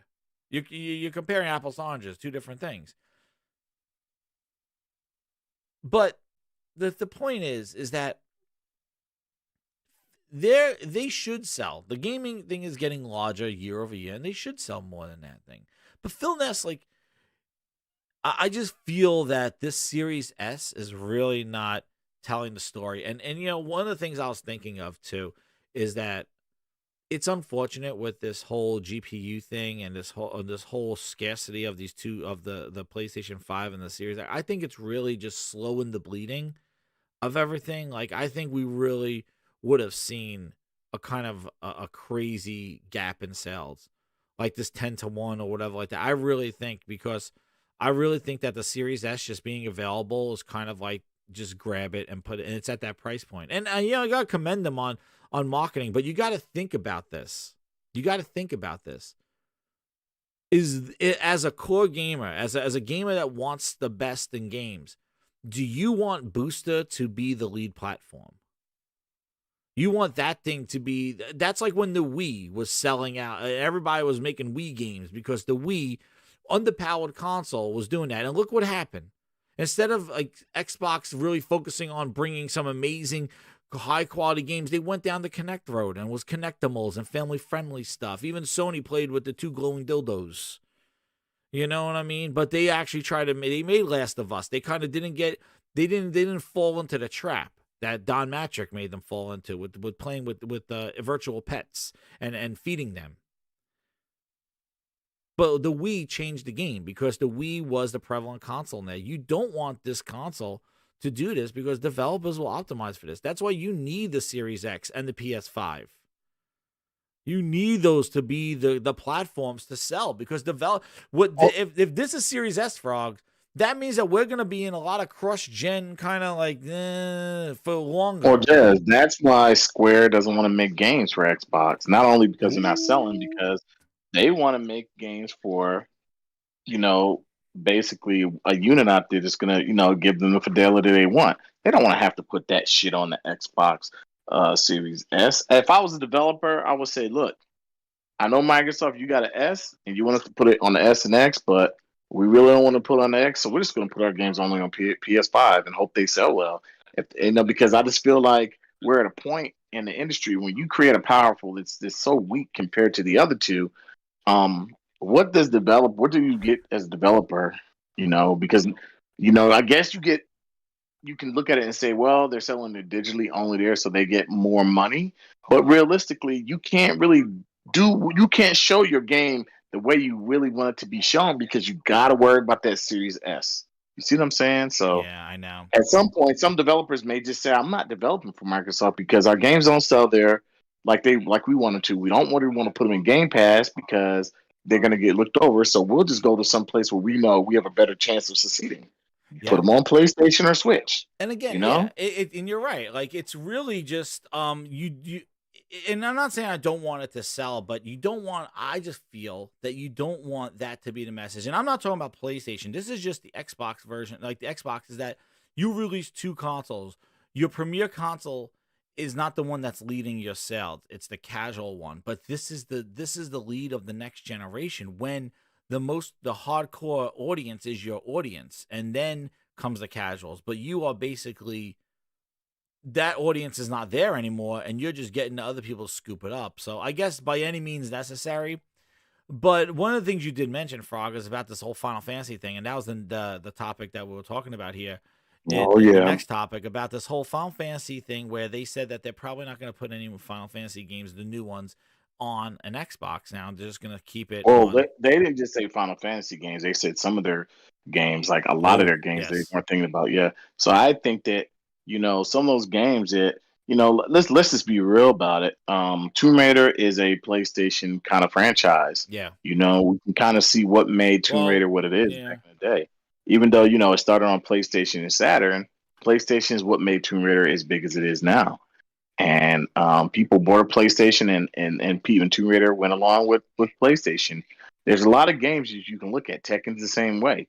Is there a reason they even put Tekken on Xbox nowadays? No, there isn't. Well, that's the thing I wanted to bring up. There's just certain games that I just look at and I say, I don't see a reason to even put that there. That's why I'm not a sore person about, Microsoft buying Bethesda, because I'm like, okay, you guys got Fallout, you guys got Elder Scrolls, you kind of made you made Bethesda what they are now with the Xbox 360 generation. So I'm not mad at that, but you guys don't have to have the fighting games because you guys aren't known for fighting games. Yeah. The only fighting game that I would say Microsoft probably should have, and it should be, to me, only on their system, is Killer Instinct and Dead or Alive, because they're known for it. Yeah. Yes. Yeah, we had. You know how great that would have been getting a Killer Instinct at launch for Xbox Series X. Even if it was launch would have been great at that. No, but I don't. I think Microsoft. I think the way that, like I said, they're more Microsoft than Xbox. They're thinking more about how they're going to do things, not from a gamer's perspective and what they want to grow. They just like, hey, we got to create a service because not everybody got HBO Max. We got Disney. We need to be right in there with them. Create this whole narrative of you don't need to own your shit. You can just play it through a streaming service because we can go from Game Pass and we can go into a streaming service. So now you're used to streaming. Hey, guess what? It's Game Pass streaming. Wasn't Outriders by Square? Yeah. And so like, I'm saying, Frog, what you're saying, there was a lot of BS there. Yeah. See, like what you're saying, Square's going to be selective. They're going to be selective. And one of the things I want to point out, and again, this is not a correlation, but it's something that I wanted to talk about the Final Fantasy and the Ubisoft Plus thing going to Xbox, and not just necessarily the the console sales and stuff, but actually the game sales. And I couldn't find the Final Fantasy, but when we see this, where people like 79% have sold on PlayStation, 21%, and we see this constantly. And I know people say bring up the UK charts and things like that. Well, the UK is a pretty big chunk of everything. But when we take this now to the next level and we look at also, when we look at the Ubisoft's posting, and again, Microsoft don't share the numbers, all right? But you look again and you're like PS5 and PS4 dominate Ubisoft sales, right? And you look at this and you look at the breakdown here of like where it's selling, where the consoles are selling. Then you go like, okay, well, wait a second. You know, Ubisoft Plus is their service game, right? That's like their service of like their Game Pass. And it's going to be a separate subscription that's coming there. And it's basically $15 a month. Maybe it'll be discounted if you're a Game Pass sub, but it's not bringing games to Game Pass. It's going to be an additional subscription. But you wonder why.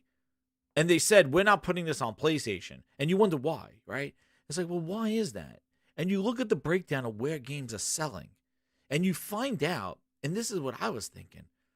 You kind of put two and two together and go, well, wait a second. These subscription services are kind of based on where the buying habits are. And where they're lacking, the service would be existing, right? So, look at this. I got a better graph for you. All right? I got a better one for you. Where is it here? And remember, never go full Ubisoft, so I won't even, this thing. And I think this comes down to is that the people that would typically buy, it was under my favorites here, the bookmarks.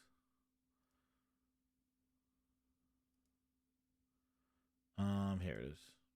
So here's a nice chart for everybody here.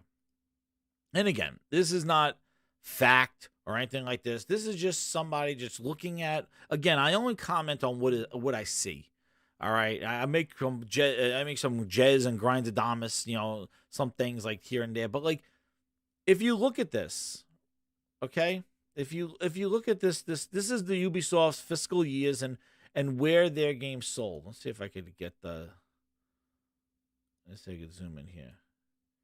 And you know where Ubisoft Plus exists, right? Where does it exist? So we're gonna. Why can't I zoom in? Hold on. I thought I could zoom in.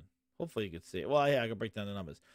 Ubisoft Plus began on PC. Well, where's PC? Well, that is the gray section, right? Here we go. They went from 14 to 18 to 18 to 26 to 26 to 23. It's one of their lower ones. Then you say, well, where's Ubisoft Plus going next? And it's like, well, what's the next highest one, right? It's Xbox. It's the navy blue. So in 2015, it was at 26, 27, 23, 20, 16 in 2019 to 2020, and then 21 in 2020 to 21. Probably due to Assassin's Creed being the only game available at launch for the series consoles. And then you look at the biggest one, where they make the most money and they sell the most games. That's the blue. That's your PlayStation 4 and 5, right? And what I want you to look at is look at the dichotomy between the two consoles. Screw PC. Just look at the difference between the two consoles. And the Switch is its own thing. But if you are saying, hey, in 2019, it goes way back to here, but and this thing keeps popping up. But in 2018, 2019, you're 36 to 20. In 2019 to 2020, 30% of your sales are on PlayStation, 16 are on Xboxes. The One and Series consoles. Mm-hmm. Well, the Series consoles just came out. 2020 to 21, you're at 33 to 21%. All right? That dichotomy. It's hard. Where It's are you hard putting being your a- subscription? Yeah. Are you going to put it on the blue? Are you going to give the people in the blue who are paying full Ubisoft prices for your games or buying your games? Are you going to tell those people, hey, you know what? You could get all our games for $15. Come on now. Right. $15 will give you a game. Are you going to bite off the hand that feeds you? The console that's selling. That's why they came out and said it's not going on PlayStation. This is my opinion on it. You know? Like, why would you, like, if I sold 16% of my games, I sold more games on PC than Xbox. 2019 to Hold on, let me 2020. mute myself. My damn dog is bark. Oh, they're at the door. They're at the Grindhouse. Look. 2019. This one right here. Now, hopefully these numbers show up, and I apologize, I can't zoom in. I don't know why it's not letting me zoom in. But you can see the numbers pop up here. But I like the visual with the bar graph. But you look. 20, 36 to 20. Here you got 30 to 16, 2 to 1. And I remember when they showed these financials, I was like, Jesus, my God. And then the past year, 21 to 33. And a lot of that was a brand new console launch year. A lot of people probably bought Assassin's Creed because that was the launch game, right? But where are you putting your service? At the blue? All these people that's the majority of your console sales, your game sales. You're going to say, guys, $15. Don't worry about it. You don't have to buy our games anymore. Look where they started. They started on PC, which was, look when they started it. Back here, right? Look at the gray. Was the smallest one, right? This one was 2 to 1 in 2016 to 2017. Right here. Jesus, it's a pop-up. You went from the gray to the blue. So where's Ubisoft Plus go? Plus gives you access to all their new games and their back catalog. The back catalog is the main thing, and the new games that are carrot. Sounds familiar? Game Pass. So think about it. Why does Game Pass exist? People were not buying the games. Microsoft saw that they were not selling the games. You wouldn't take the hand that feeds you and all of a sudden tell it, hey, you know what? Don't worry about it. I took care of myself. If PlayStation's your bread and butter, why would you put a service on there and it just shows the mentality? And exactly, Jazz. You don't put a service service on the bread and butter. No. You don't. The service is a safety net. The service is an adrenaline shot. The service is an alternative method to get people to be coerced to buy your games, because for face value, they're not buying them. Or they're not buying them at the rate of the other platforms. So why would you do that?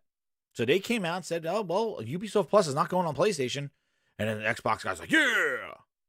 Do you realize these services are crutches for your platform because it's not delivering on what they promised or what they wanted to do? We heard you, console.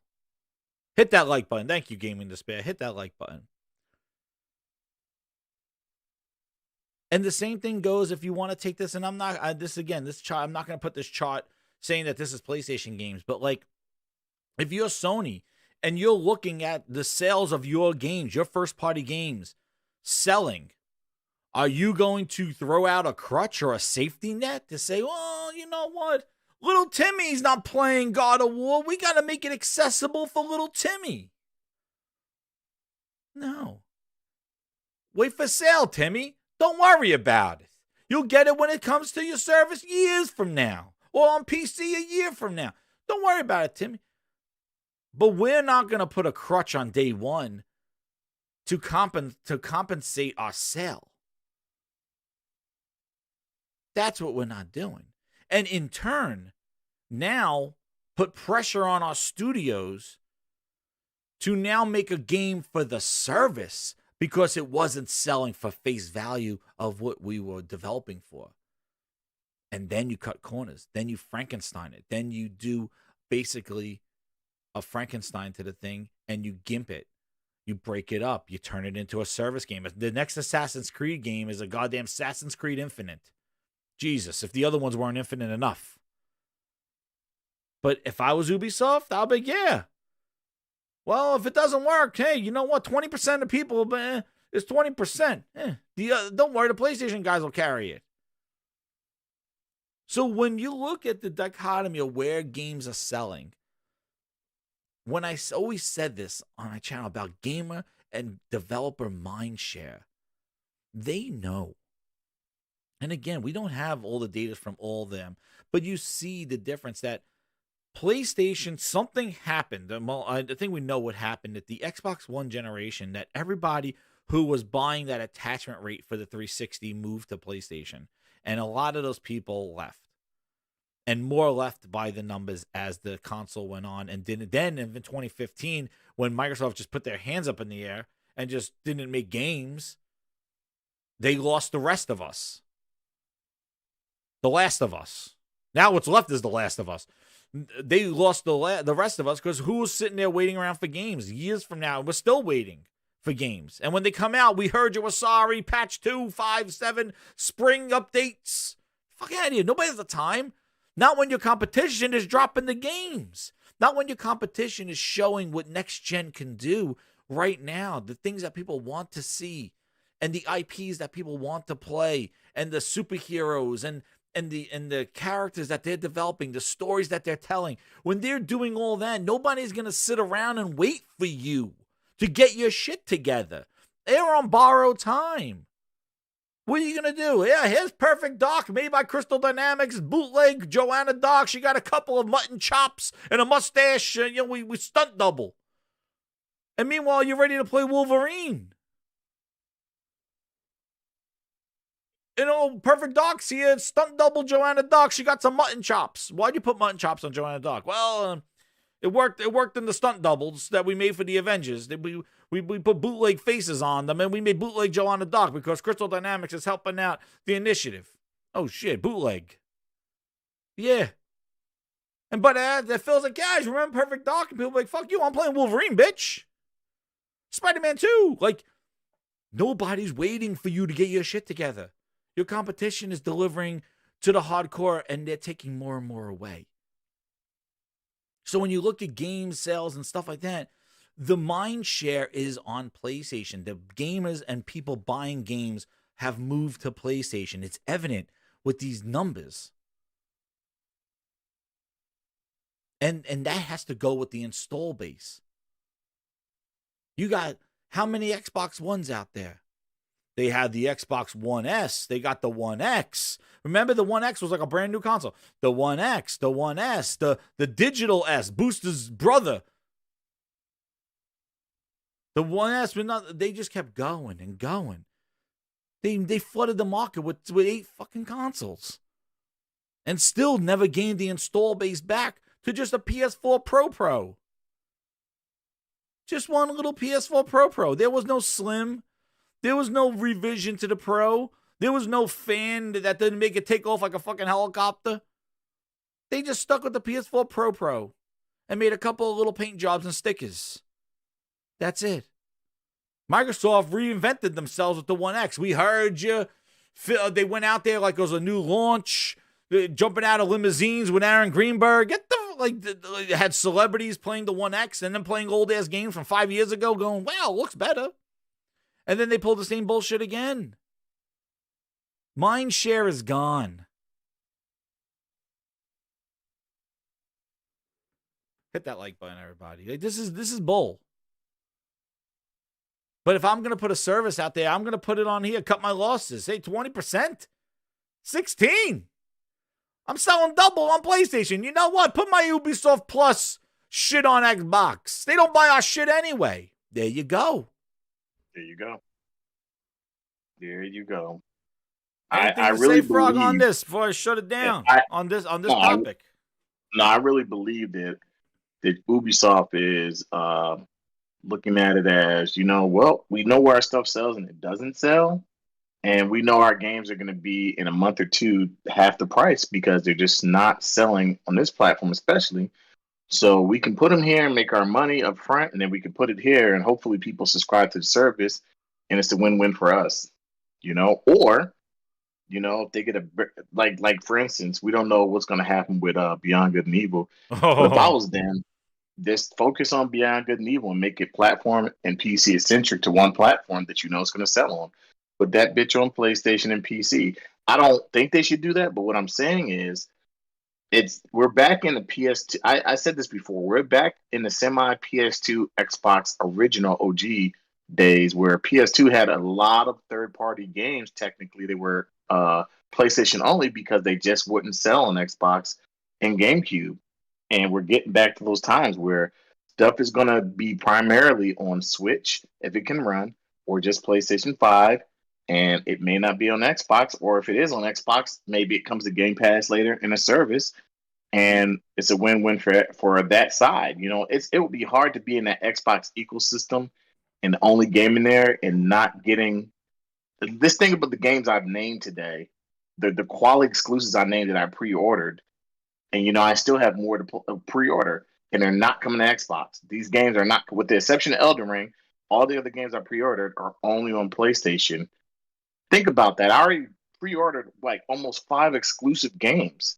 What can you pre-order exclusively for Xbox right now that's coming out at the beginning of this year? Not a damn thing. See what I'm saying? Like, that means something. When I'm sitting there, I'm looking like, oh, I'm gonna pre-order this Horizon Pre-order Forbidden Starfield, West. can you? Yeah, no, you can't. I'm gonna pre-order. Who I'm knows gonna if pre-order that thing Horizon. lands in November? My God. I'm gonna pre-order this Gran Turismo. Ooh, God of War is coming, and you know It's who a knows lineup. when. You know, my whole thing is like the beginning of the year, I'm getting top quality games. The end of the year, let the third party guys fight it out. You can have Beginning God of the year, of War in the second half of the year if that comes out. And Oh then my gosh. PlayStation VR2, which is the next topic. let's talk about that. Yeah. So anyway, again, this is not the we're just trying to make things connecting. But you know, when you see people show the difference between the sales of a game, you know, I think that it does hold some water if you think about it at a bigger level. That, you know, maybe there's a reason why Outriders went to Game Pass, and you know, that's the reason why. Like, you know, there was a speculation that there wasn't going to be a lot of people buying that game, and now Game Pass and these service games are crutches. And I think, you know, just a shout out to who Josh asked, Ubisoft Plus would be day one games. Like, that's what it is. That service is $15 a month. You get day one Ultimate Edition games. But here's the other question we're going to leave you with if you want to figure out, what the hell is Ubisoft releasing this year that would make you subscribe? What are they releasing? Extraction? That comes out in the end of the month. It's a $40 game. It's going to Game Pass. What's coming out? What's Ubisoft? Just Dance 2023? Get ready. Do the grind dance. Like, that's the only game that you probably know is coming out. Like, what's coming out from Ubisoft? And this is my problem. What Frog just mentioned, there's a lineup of games that he has pre-ordered that's given. Greenberg earlier in that video was talking about a lineup of games that were coming. That's the kind of message you need to deliver if you want to sell me on a service. If you want to sell me on Ubisoft Connect, you want to sell me on Xbox Game Pass, you better say, well, here's our lineup for January, February, March, April, May. This is what and you want to add some bonus games on the back end, fine. But you should definitely have some games lined up over the year that I should be knowing that my subscription is going to get its value. All right, well, here's our big spring game, here's our big summer game, here's our big fall, and here's a holiday game. Oh, wow, 4 tentpole games coming out next year. All right, you want to give me some on the back end, fine. Problem is, what do you got? Stalker 2, you haven't seen shit. How's Stalker 1 anyway? You haven't seen anything. Make it delayed. Stalker 2, some third-party timed exclusive thing. Crossfire X, not in Game Pass. The next big game from Microsoft after that Halo, if you call that big, is Starfield, which is a year later. That's not a lineup. Especially when you went on your big stage and talked about how many studios you bought. And those were in lieu of game announcements. Remember, you didn't announce any games with those studios. And then Sony goes out and buys Insomniac, and they drop 2 goddamn games. They sign a deal and buy Fire Nixis, and now they're making a friggin' game. All the deals. So wait a second. Where the hell's this shit? Where's my Twitters? My fucking Twitters. Where's this? Look. Yeah, Stalker 2 might be delayed. Holy shit. God save us. Stalker 2. Look. PlayStation has 17 studios working on first-party games. Remember when I said one of the things that Sony did last year that nobody made a big deal about? Oh, they bought all those studios. They made those partnerships. They did all the things. Right? They Fire Sprite. That's who's making the new game. Making 3 games. They just said Guerrilla is making on another third-party, another AAA game. Guerrilla Studios is making stuff. Microsoft's on borrow. Xbox on borrow time. But what you're seeing is you're seeing a studio purchase and a game right after it. Insomniac was purchased in 2019. That was after Spider-Man 3. Spider-Man. They were purchased in 2019. They released Ratchet & Clank and Spider-Man Miles Morales and announced Spider-Man 2 and Wolverine. They've released 2 and announced 2. State of Decay developers were purchased in 2018 after delivering a game in 2018. They have yet to show anything about State of Decay 2. That was in 2018. Oh my God, you were grinding about this 3 years ago. Yes, 3 years ago. No announcement. 3 years ago, they showed a CGI trailer in 2020 with some bullshit State of Decay 3. They announced State of Decay 2. They just released it. 2018. We're in 2022. I said Fire Nixus. I meant Fire Sprite. I combined their 2 stories. Sorry, James. They're 2 studios. But you're looking at this. Frog's favorite developer, Compulsion Games. Frog was a huge fan of We Happy Few. Oh, hell no, I wasn't. I did not get you off of mute. No, hell no, I wasn't. that game is ass. I own the game. I know, you hate that game. Oh my God, you were complaining about it. This is horrible. But Frog, these studios, we were there, Frog. We were making podcasts and stuff in 2018, right? We were making this stuff. And how the hell is Sony showing the fruits of their buyer? And I'm sure you'll find out Blue Point's game this year. I'm sure you'll find out maybe some information on Studio Bend and stuff like that. But I'm talking about the deals they signed last year. You already see the fruits of that labor right there. Yep. Right there. Sad, man. It's crazy. What is the excuse? Oh, it takes you 5 years to build up a game. Insomniac dropped 2 of them and announced 2. And the 2 are coming out next year, Spider-Man 2. And that's the thing. There's no excuse. There's no excuse at all. And guess what else? All this happened before Halo 5, Halo Infinite was in development, after Halo 5 came out. So all this happened while they're still working on Halo 6, Halo Infinite. How's that? No to excuse, give you perspective man. of how long they worked on that shit. But this is the thing. Sony, dude. I'm just saying, they are making moves with their games. Oh, and here's the other thing: the Final Fantasy VII remake that has not shown up on Xbox. Just to jump back to that whole thing, 5 million units sold globally. They said that was in 2020, actually, back then. So, if they're selling Blockbuster, and they know that they got to look at, say, is it worth it to put this on Xbox to get this much back? And that's where I said it's the mind share. It's the mind share. They could do it. Oh, why don't they want to sell more of the games? Exactly. Insomniac is 27 in Microsoft Studios. What is the excuse? What is the excuse? You want to know what else I was even scratching my head about? I forgot. Obsidian announced Outer Worlds 2. And Avowed. We haven't seen anything of that. And they made a joke about the Outer Worlds 2. Hellblade has been shown since 2019, Hellblade 2. Everwild's been shown since 2019, October. State of Decay 3 was shown in 2020. Perfect Dark was announced in 2020.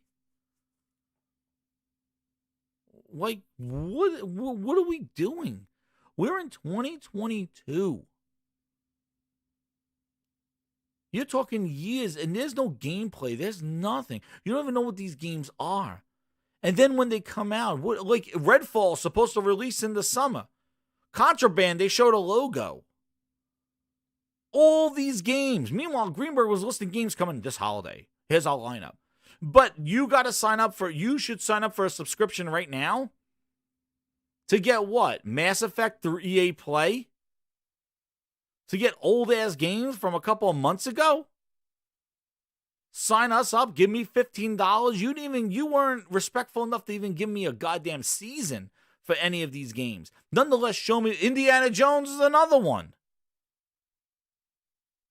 What are we doing? How can you be selling me a service without telling me what's on the menu? Or when I'm going to get it? Imagine that, Frog. Imagine going to a restaurant and looking at a menu and you go, oh, wow, that sounds appetizing. That sounds appetizing. I'll like to order this. But you never know when you're going to get it. Are you going to stick at that restaurant? You're going to stay at that restaurant and pay for water while you wait? Like, who's doing that? This is the problem. Definitely not me. No. It's like you're at a restaurant and somebody just keeps giving you water with limes in there. And you're like, wait, where's my Sprite? I've been asked for a Sprite about an hour and a half ago. I ordered something on my menu. Like what the hell are we doing? It's coming, sir. But meanwhile, Sony's dropping the stuff with that. And then on top of this, on top of that stuff, guys, on top of this, they announced little old PSVR2. But wait, they didn't stop there with PSVR2 at CES.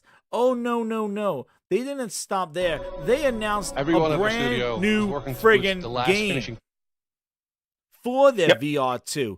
They are doing, man, if there is not a personification of Sony right now, you got it right here in the VIP grinders. You got it right here. This is it. And I want to see every VIP grinder in the chat doing this right now because this is what they are doing. I cannot hit this button enough, but this is what they're doing. Every VIP grinder. No, get that out of there. Uh-oh, I spammed it too much. Watch this. I spammed it too much. This is it. Sony is really Herman goddamn Holtz flexing, splitting. Why won't it let me send the goddamn chat? I flooded it with too many Herman Holtz. Herman Holtz is flexing. Splits between two PlayStations with no shirt on. Jean-Claude Van Damme splits from Herman Holtz. It's about quality games. Enough from me. No, you know what it is, Jez? They are trying to constantly innovate and make a revolution where Microsoft is so worried about Google and Amazon. Oh, worried about my ass. And here's the thing. Microsoft needs to let Xbox worry about Xbox and their games and let the games do the talking. We've consistently said this. Let your games do the talking. I'm your Martin. And I don't know what it is with them and let your games do the talking. Don't show your ship is not ready, Phil. You were the one that said we're not going to show this because it's not ready. But then you keep talking about it and showing stuff that's not ready. And then apologizing. We heard you. Fanboys are like, well, Starfield's going to be great. We don't even know where Starfield really is. Dude, they just think, oh my God, please. Aren't people just tired of guessing? Aren't we tired of living day to day saying, well, this E3, well, next E3, well, next E3, well, next E3. That's why I said I don't want to give them any more anything. I'm done with them. I'm done with their systems. I don't know if they can ever bring me back over to the side of even wanting to play on their console anymore. I really don't know. Oh no, man. Only time can tell. Yep. Well, sorry. They think you got plenty of time here. So they announced from Fire Sprite, who they just bought last year. They just merged with last year. First one, before I get into this, let me thank you. The Game Night 123 with Australian $2. Thank you, Game Night, supporting everything. Thank you for the super chat. He says, and apparently KOTOR remake is releasing next year too. Yo, Herman Holtz thank you, Grinders, VIP Grinders with the Herman Holtz flex. Jawline Herman. It's about the quality games. Dude, they are flexing. They're like, not only can we release banger games, but you know what? Here's a VR too. And here's a new game from Gorilla and one of the studios that we just purchased last year. Oh yeah, they're working on it. We didn't just go around with goddamn a Phil Spencer bag and just dropping off money at some places that are closing down. Dude, I was retiring. We want to let you know that we're doing something. They're buying studios that they were working with to make the games. That's why they announced the studio partnership, and the game is here. Yeah. See, that's the difference. Microsoft just went over there and just said you could tell the purchases that Microsoft made were frantic. They were desperate. And I know people don't like that. They don't want to say that stuff, but it was. Those were like, we got a service, but we have nobody making games for it. We need studios, and it was desperate. It made no sense. Why would you buy a studio and just look at the releases? Avowed, Elder Scrolls, Fable. What? Wait a second. That's 3 fantasy games. What? Wait, RPG games. What? Oh, and then let's buy Obsidian. But Obsidian and Bethesda. Wait, what's going on here? Like, it was random. Because Bethesda's like, oh shit. After Fallout 76, we're kind of fucked. What do we do? Well, if somebody wants to buy us out, let's sell them. Compulsion games. We happy few. Yeah, we happy none. Who even thought about that buyout? That purchase would be a good idea. As an idiot. But I don't know. I mean, maybe we'll see the fruits of their labor in 2025. Gee, I have no clue, dude. No, VFX. We did not talk about Tom Henderson's rumor February event, and Last of Us Factions. There's another thing. And We're the getting there. director's cut. We'll get there, but we'll talk about it right now because I want to do about the VR. But yeah, like there is more, and just to add to that, there is more to it than just the VR. There is fact. You lose fingers counting up the amount of games. It's about the games.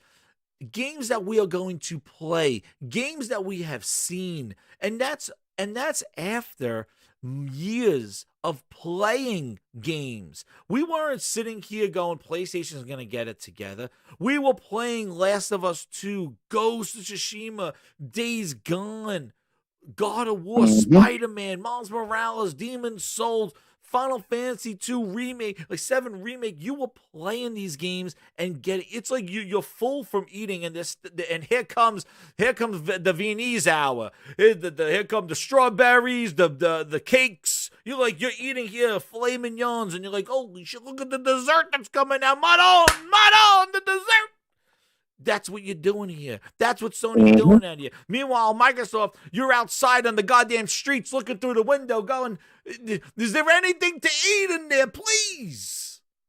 This is the difference. You're in there like a gavone eating the food, and there comes the Viennese hour. They got the friggin' people spitting out fire going, you want some cream puffs, bitch? Dude, I'm eating my filet mignons. That's what Sony's doing. They keep feeding you, feeding you, feeding you. And Microsoft's on the other end starving you and starving you and starving you. And you're starving so much that they give you a piece of bread and you go, please, may I have another? Please, can I have this? Is toast good. This is some good bread. Bitch, that's been stale for 2 years. But you know what? It tastes good because I starved you. I starved you for 2 years, for 5 years. Now that bread tastes like gold. That's what they're doing. They're starving you. And then they sell you a bootleg Joel, and you're like, he's the best character I've ever seen. Bootleg Joel's in the chat, please. Get it, Frog. I need a drink. I tell you, man. We've gotten to the point where I think that, as unfortunate as it may sound, you have too many people that don't want to look at reality and just say, you know what? They will never be what they used to be in the 360 days. They've proven that with Xbox One. And they're once again proving it so far. And people will say, it's just the beginning of the generation. They went into a whole nother generation with the same problems they did with Xbox One.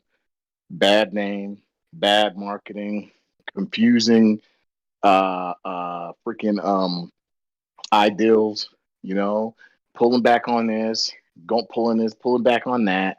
They give you games and promises of things, and then you get it, and you're like, this isn't what you promised. Like I said, anybody can look at that King Thrash video, and it's funny, but it's not about being a fanboy. He said, we're the rhinos in Halo. Puffing. We're the rhinos running around puffing blunt smoke. Where's the deer at? Where's the desert? Dude, they show the desert. You know what? Hang on. You know what's coming? All this is gonna be DLC that comes later. You're gonna have to buy. You're gonna buy some friggin' rhinos. So no, you're gonna have to buy that desert area on that Halo. Oh range. Yeah, that's where they were going next. After they gave Bootleg Joel's name. Snow Mountain. They showed the snow-capped mountain. My whole thing is they showed a snow-capped mountain in Halo. I remember that, and I was like, I beat this game, and not once did I see a snow-capped mountain. That's gonna come later in DLC. Yeah. So my whole thing is they have consistently and constantly, in a sense, put their foot in their mouth. Because they show you something and it's not what they promise, Yeah. And that's why I think gameplay is important. When I saw Hellblade 2, which, by the way, more people played Hellblade on PlayStation than anything. A lot of Xbox people didn't even like Hellblade. Xbox fanboys didn't like Hellblade. Now that Microsoft owns the studios, they're like, oh, Hellblade. I'm like, I can't stand that. Like, just be real with yourself. You didn't like the game in the first place. Just you didn't like it. But when I see Hellblade 2, I thought this game was going to be on that level of like a God of War or like a Horizon. And yes, it's a similar in a different type of game in the same sentence, but it's not even on that level. Graphically, we know it's not going to be on that level. And gameplay, just looking at this, you can tell it's not going to be a level of the God of War. I want it to be on that level, but I think it's going to be on a level of maybe, the first Hellblade. It'll be a decent story and decent, for what you get out of the gameplay, but it's going to be similar. Yeah. And I think that's why another reason Game Pass, not only the games aren't selling, I think that their creativity ideals and just what they had, their game score so low that it had to do with Game Pass. Like we consistently are getting 69s and belows or 7s and Not belows. improving the quality. We gotta put our stuff in Game Pass, because if we don't put it in Game Pass, nobody's gonna buy it anyway. Yeah. So I know it's kind of, I think Game Pass works for them because they're such a sad sack of shit company that can't produce good quality stuff. And I'm not talking as far as I hate them. What I'm saying is the Xbox we used to have in that 360 generation will never be what even it's going to early be. in the Xbox One generation. The Xbox One started it happened. It devolved in 2016, 2015. Dude, the OG Xbox was freaking amazing. God, all of them. Like, it devolved in 2016 when they realized that Halo 5 wasn't holding the candle, and PlayStation was just outselling them, and they hurt themselves too much that they had to. And Satya came in there with some bullshit with his service thing. But what I wanted to get into, and actually leading right into that stuff, is that this VR stuff that PlayStation is doing. Now you have the PSVR, I have the PSVR too. But yeah, thank you for the chat and the super chats. But just want to let you know, like, the reason why is like you could list all the games, and that's what happens. Somebody just listed the games like on that stuff. I got basically there's so much. Yeah, what? And if this happens, and which I do think it's going to happen, if this happens, people can already think this. There's two things I can say. They can't charge more than $4.99. Oh, you're already going price on this PSVR. I didn't even get into the specs. Hold on. But I'm just going to say this. They can't charge more than $4.99, but I don't think they will even go that high. I think Sony's trying to create a premium product, but I think $3.99 is their market price point. Here's the second thing I'll tell you. This is second thing. All right, $3.99. One game, $3.99. There's one game to rule them all that can come to this PlayStation VR and really show you why you want to get it, and it will even show PC people how it can compete. And that game is called Half-Life Alyx. If that comes to PlayStation, that's a huge deal.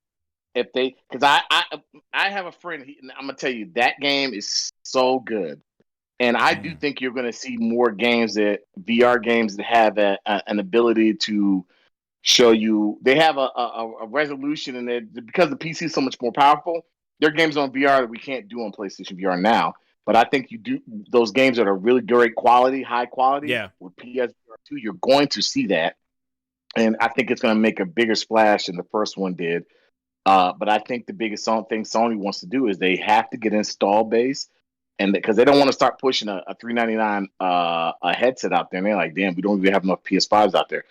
So I do think hopefully Sony, maybe they get a wild hair up their ass and like, yo, this thing was cheaper and we can push this thing for $2.99. But I think $3.99 is going to be their price point. Because how much was the VR when it first came out? Wasn't it $3.99 or $2.99? It was $4.99, I think, with the whole set, with the thing controllers and the camera and stuff. And then there was a $3.99 just with the headset without the Move controllers. Yeah. I think $3.99 is the price point they hit, and I think that anybody who goes into VR and buying a VR, I don't think it's gonna, be that thing. I think it's gonna be a game changer for VR, but yeah, I think it'll slowly be adopted. And I think that people who know what the VR is and people who have PlayStation VRs, I think they may get it because, that fidelity is going to, you go ahead with the specs, that fidelity is going to be crazy. Yeah, I'm going to go with the specs. But here's a presentation. So they announced this at CES. I think, if you just want to jump right to price, like, regarding specs, I think it's going to come in at around minimum 400 up to 400 and 500. I think they're going to come in. Okay, yeah. So you're with me, yeah. Now with this thing, just to go over just off the head specs that they announced, is that it is a 4K screen. It's an OLED 4K screen. It's basically going to have some of the things that stood out for me is that's a 4K OLED screen. It's going to have the vibration sensing inside the headset itself, which I think there's applications of incredible stuff, new sensory features. They're going to have inside out tracking. So that's the other thing that's going to be there, is that it's going to have the scanning that the Oculus 2 has, where you basically scan the room and you don't need to worry about if you're in the line of sight of a camera, or if your hand, your motion controls are inside the vision.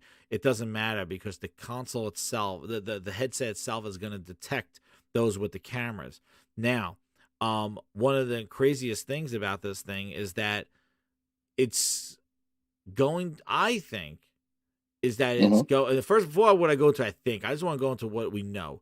So I like the motion sensing inside the actual headset has motion sensing in it. Obviously, yes, it has the it also has the vibration in the headset. The controllers are basically your DualSense. They basically have all the vibrations and everything in their 6-axis ones. And I don't know. Did they announce? I gotta check. See, that's where I gotta see. I gotta go get the spec page. But did they say that they had the adaptive triggers too with the yes, the adaptive triggers are in there. They did say adaptive triggers. The good. only thing that's not in the controllers is the fingers. Like, you know how on like the Oculus, like you can like it detects your fingers. Yes. Oh, it does do eye tracking, which is good, because that's the only thing it does. Yeah, one of the things with the eye tracking is that instead of like looking at something and having to turn your whole head, you look and then you look with your eye, like natural. So you don't have to make these broad movements looking to something in the upper right-hand corner. You could just basically look and then move your eye to it like you would naturally look there, instead of moving your whole head like a robot and like turning to look there. Like that's what you would have to do with the older VR headsets that don't have that stuff. But the eye tracking gives you a little bit more of a natural kind of viewing and looking around and stuff, and they could do those things. So that is incredible. And also too, I have to say that the PSVR headset is the most comfortable one that I've ever used. With it. So I'm thinking that this design of this thing is going to be real sleek looking, a very futuristic, probably very out there and look futuristic, just like the console itself. Yes. The feedback of this thing, and then here's the other thing, that the 4K HDR, the foveated rendering, and the expanded field of view. They have a huge field of view, which is pretty awesome, because that was another thing that, that was one of the things that actually hurt HoloLens. Remember, HoloLens had a small field of view, and we'll get into Microsoft's failure of not even being in this conversation. But also too, the previous PSVR had a reduced screen door effect because of its pixel shifting that it had. So it didn't have this screen door effect that if you look and you look like you have this, you could see in between the pixels and see the grid, and it'll kind of take you a little bit out of the immersion, but you would eventually just coach yourself and look past it. But one of the biggest things is the comfort level and your tolerability of it. But yeah, 110 degrees, that is awesome. And yes, and Impatient says eye tracking would also allow them to save on rendering a whole scene, because games can render what your eyes are focused on. Yeah, that is awesome. Yeah, and I think the eye tracking is going to be pretty insane. And you know what's incredible is that when we used the DualSense in Astrobot, I was like, this is built for VR. Obviously, they put this technology with the DualSense there to get you ready, because they're going to put that in the VR, which I think is pretty incredible that they're doing that. And I know there's probably going to be some games too to probably use the DualSense and not the motion tracking and the VR as well, because this is the other thing that, whether you're a VR head or not, or just like it but tried out VR, haven't tried VR, VR is not the Kinect or Wii where you're running in. What's up, Sergeant? Don't worry, we just got to the VR part. But you're not out there flailing your arms, elbowing children in the head, knocking over vases, we flying across the thing. VR is not that. There are moments where you could be doing that stuff, but it is just an immersive experience. You could be doing things, and one of the things that they showed, and one of the things is you could be watching a show in a theater. You could be sitting there on a ride and just looking around. You could be put into a world and just look around. You could just walk around Aloy stuff. You're not going to be shooting and swinging stuff, but maybe you're on a guided tour of trying to save somebody and going and seeing the scale. And it's a big difference when you see these items come to you in 3D and with the thing in scale. And Horizon, I think, is a great game, which they announced here. is going to be awesome, because like basically the scale of these dinosaurs and the scale of what it is going to be really evident in this world. It's a great world to do this Yeah, in. it's gonna be crazy. You know, because like you could just see that thing walking by, and you might look at it here in this video and be like, oh, it looks stupid. Like it doesn't. You put your headset on and get those vibration control. You're holding that thing, and the sound with the 3D audio, which they already implemented in the system, now is in this as well. It's all building up for VR. The 3D audio, the tactile motion, the adaptive triggers, the motion control. It's all being immersive for VR, and I'm just so happy that somebody's doing it, and it's not some PC kind of hack job or some PC experiment or Kickstarter.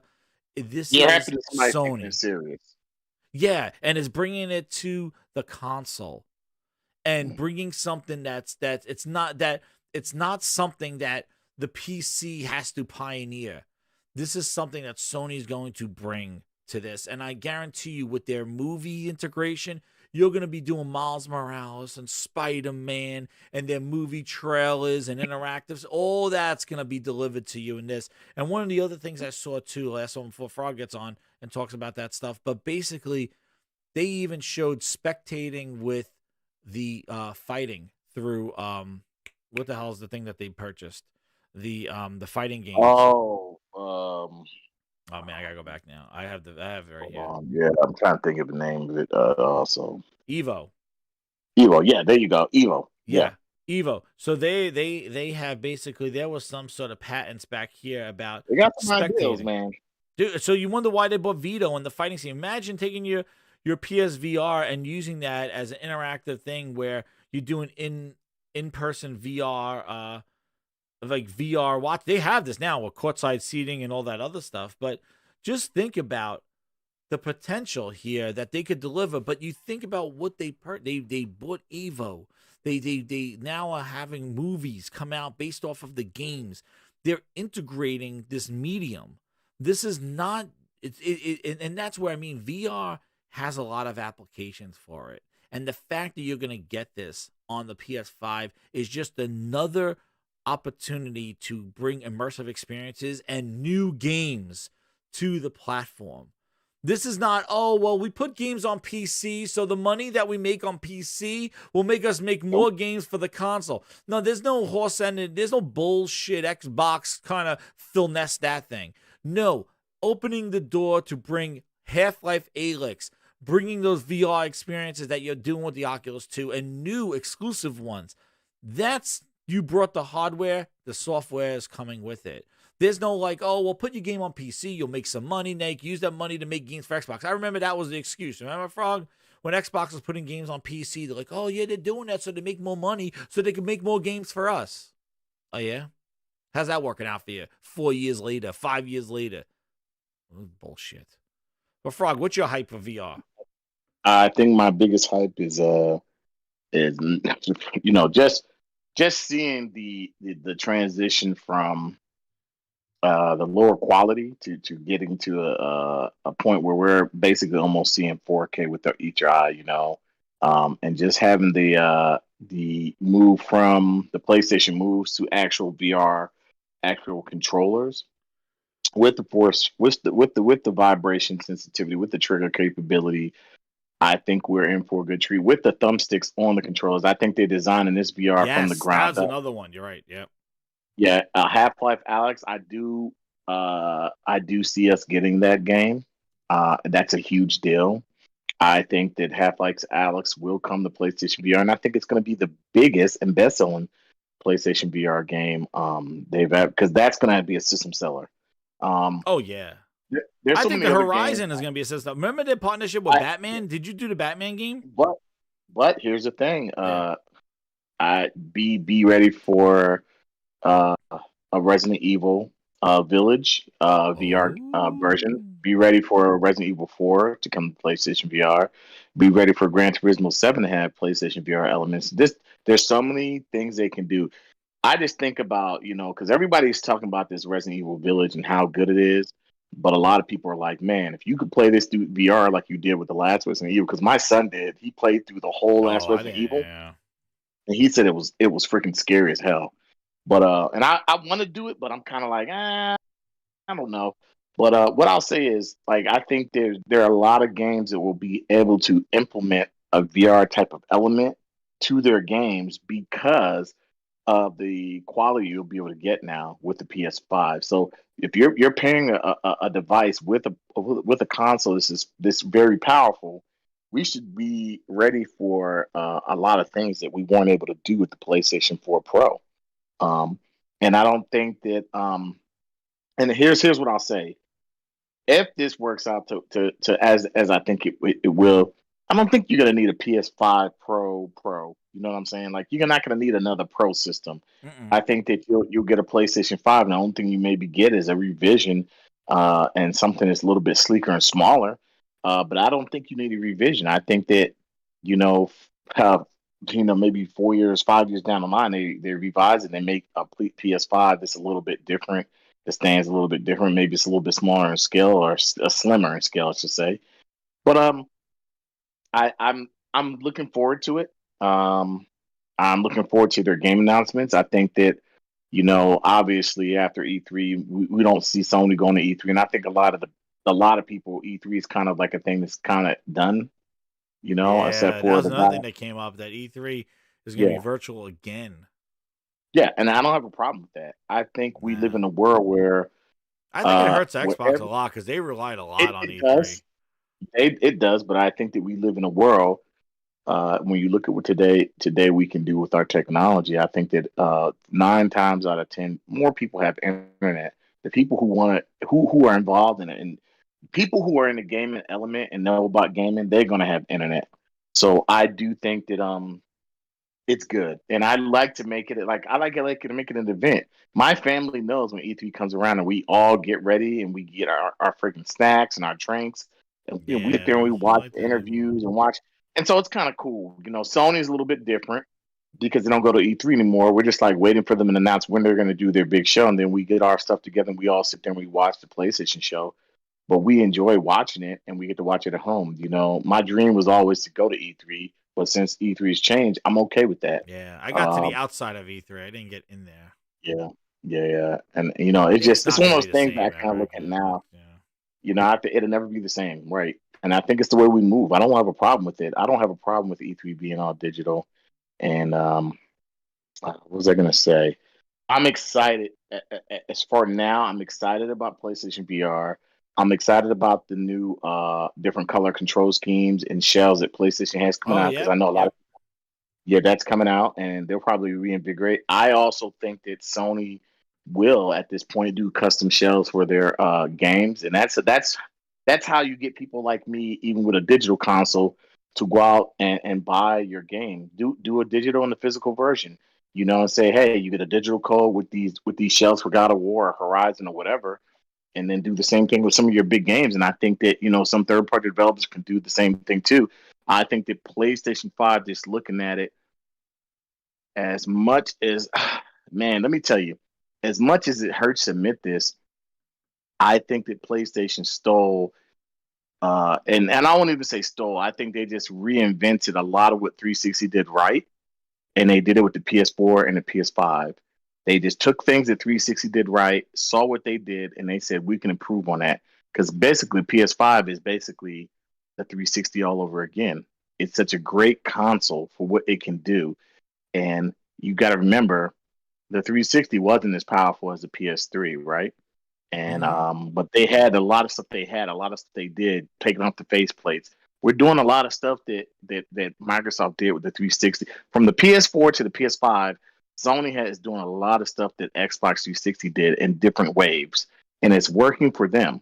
I mean, look at the PS5. It came out with a $399 SKU and a $499 SKU. Who did that same thing at the launch of their console? Microsoft did with the 360. Sony has taken everything Microsoft has done well and used it against them.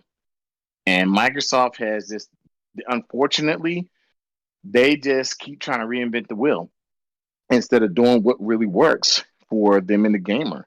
You know, okay, you did well with the 360. Don't get overbearing. Don't get cocky.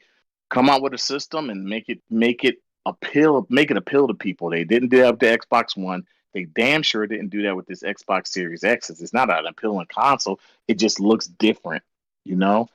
And so what I'll say is, the future of PlayStation gaming, I'm super excited. It's not about being excuse me, ooh, that drink. It's not about being a fan. It's not about being a fanboy. It's about the console that I have, that I'm playing the games that are so good that I can only play here. It makes me such a proud person to say I own something that I can only play these consoles here. Whether he's going to go to PC or not, is the fact that I own a piece of technology that I'm getting to play the best of the best until it comes to PC. Whereas with Xbox, you know, it's kind of like, you know, we don't know what we're gonna get. Forza, they know that. Well, this is the thing. If you look at the you know what you're talking about with the whole they don't understand. And I was looking back and trying to find the way he made the VR comments and things like that, and he hasn't been a fan of the VR stuff. And you look, and Valve has been basically HTC. But they could have partnered with Valve. They could have partnered with one of these companies Well, that They tried to bowl some sort of like we do AR and HoloLens and stuff just to be in the conversation. Whatever happened to HoloLens? As with that, HoloLens even got a sequel, and it still never met what it was. I remember they sold it to the Army, then the Army rejected it or something like that after years. Like it really. Because it's not about the games, and I think Microsoft, like they bit off more than they can chew. They decided to focus and double down on cloud and services for their gaming division, and not make this a gaming device, and try to make it some sort of like productivity device, and that was a mistake. They then they tried to spin it to be like, oh look, you could do Minecraft and HoloLens, and that never amounted to anything. And I tried HoloLens, I did it at PAX East, and it had basically of a credit card view. Think about trying to do something in 3D hologram, but it was the size of a credit card. You're talking about this thing has 110, field of view. It's the one. It's larger than the Oculus Quest 2, which is 90. The PSVR was 100. Right. This is 10 degrees more. That's immersion. So that's when you look forward, you get your peripheral vision, get that stuff. Right. Whereas when you had this thing, it was just an overlay, and it was the size of a credit card. It wasn't immersive. It was just like an information thing. And that Google goggles and all that other stuff didn't even work. Yes, the PSVR 1 was an OLED screen as well. But the thing is if you look at these stats, I just wanted to go through to talk about this. Hit that like button, everybody. Over 135 people watching. Oh my goodness, this is awesome. Biggest show. And thank you so much for hitting that like button. Will PSVR 2, look at this. They got the highest resolution out of all of them. 20,000 by 2040 per eye over all of the other ones, even the Valve Index. They have OLED screen, not LCD like Oculus and Valve. That makes the colors punch. And the PSVR had that, and now it's definitely significant. 120 frames, right. That's fine. Inside-out tracking with the cameras. It has eye tracking, which the other ones don't. That's pretty interesting. Even the Valve Index has that. One of the Valve Index has 130. There's 110. I have the Vive. Headphone jack. The other ones have built-in speakers, the Oculus Quest, and the built-in adjustable off-ear. I tried those. Those are pretty cool. But the headphone jack they have, so it's still a little, it's going to be a little cumbersome with that. I never really cared for the buds in the ears. I did like where they just sat on your ear. And then I don't like kind of having a headset and then having headphones over your ear as well. It just seems a little more stuff. But the buds are all right. It's just, I'm not a huge fan of the buds in the ear. But, unfortunately, that's the way they do. I do like the way the Valve Index does it with kind of like just having these things sit over your ear. And you don't have to have like a headset over there. But one of the things that I wanted to point out here is like if you look at, see how this sits on your head? It gives you that goggle though.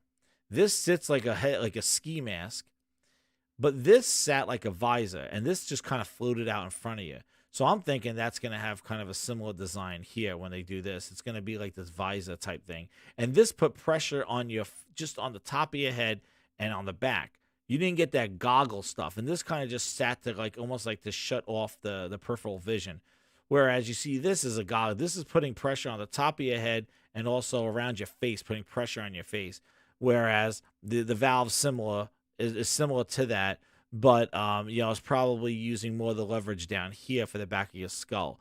But I say you're gonna get the goggles on this one and this one. Pressure on your face after a while and sweating, it kind of could get to you. This one was pretty cool because you could pull it away from your face, and that's why I gravitated more to the PSVR. So I'm thinking the ergonomics of this one is going to be really cool. And also, too, the other thing is that a lot of people say the PSVR is the most comfortable one. It is the most comfortable one. The other thing with the Oculus Quest 2 is that the Oculus Quest 2 is it's great that it's wireless, but that means that all the mechanisms, the phone and all the stuff is in here. The battery and everything is all in the headset, which basically makes the headset somewhat heavier, and that's on your face. Whereas when you talk about a PSVR 2, it's going to probably have a one USB-C cable that's going to go from the device to the thing, which means that basically is just a screen on your head with motion sensors. Like, it does not, and it has some cameras. So it's going to be kind of very light on your head because the PS5 is going to be doing all the heavy lifting. It's not going to be, and not get hot either, because the Oculus Quest could probably get hot too. Oh, yeah. That thing gets hot, I heard. Yeah. It gets hot. So after a while, you got to talk about some sessions and stuff. Like, comfort really matters a lot when you're talking about the VR. So with that, I think that this is going to be poised to be really awesome, really successful. I know one of the things, that infamous tweet by our friend Andy was like, why, and what he was trying to say was like, why make an expensive VR for a hardware that's hard to find, that requires a console that's hard to find. And, I understand that, but you cannot not do it. Like, the thing is that this is not, the console is a mass market device from a Valve Index. The Valve Index might be there, but, the Oculus Quest is the foot in the door. The PSVR is the foot in the door, the last gen version. And that does work on the PS5. This is kind of like what it needs to be. Like, I think that this needs to happen, and I'm glad it's happening, because this is the innovation that you want to see in gaming. This is, and what the problem was is that the media got suckered into VR because they're a bunch of idiots, and I think we've seen this now with all their takes about Xbox is back and all this other shit. I think that they need to realize that the media is a bunch of assholes. Okay. They don't know what they're talking about, because when VR was coming out, they basically just said, throw your consoles out because VR is the future. I remember GameStop like knocking down walls saying VR is the future. They're idiots. They jumped the gun, just like they jumped the gun with stupid xCloud. 5-year plan. Well, we're 3 years into it. How's it working? 5G's up my ass. Am I streaming shit with strap-ons? No, I'm not. So I guess nothing has changed. I think everybody's quick to jump the gun on the next big thing rather than accepting it for what it is and give it the growing pains that it needs. And that's the other problem with Game Pass. Oh, Game Pass is the future. What? Wait, who? No, maybe an element of somebody doing it right, but you can't just automatically just commit something to the future without it proving its value and worth. And you've seen how VR now has gave itself a niche, basically a corner of the market in something that people want to do. And the Oculus Quest is great for an accessibility, just like the Gear was trying to do, where you strap your Samsung phone into there. That was some cockamamie bullshit. Now the Quest is an enclosed device that gets you in the door. And now you could get a PlayStation sitting there and go, you know what? I'm ready for the next level. And I think the difference is going to be the headset comfort, the experience, the audio, and the controller. And I think that's the thing that's going to show the difference of the PSVR. And also the exclusives. Remember Batman? That was an exclusive to PlayStation. PlayStation got a lot of exclusives. Remember the Blood and Truth? They got a lot of exclusive games, not tech demos that Phil Spencer talked about a couple of years ago when he dismissed VR and Sony clapped back and said 10 million sold, bitch, slap in the face. Or over 5 million sold. And he's like, it's niche. It's more of a tech demo. It's like, no, Sony curated and put games on the platform. Mobile was supposed to end consoles. iPad was supposed to end the consoles. Again, the media is a bunch of douches. They don't know what the hell they're talking about.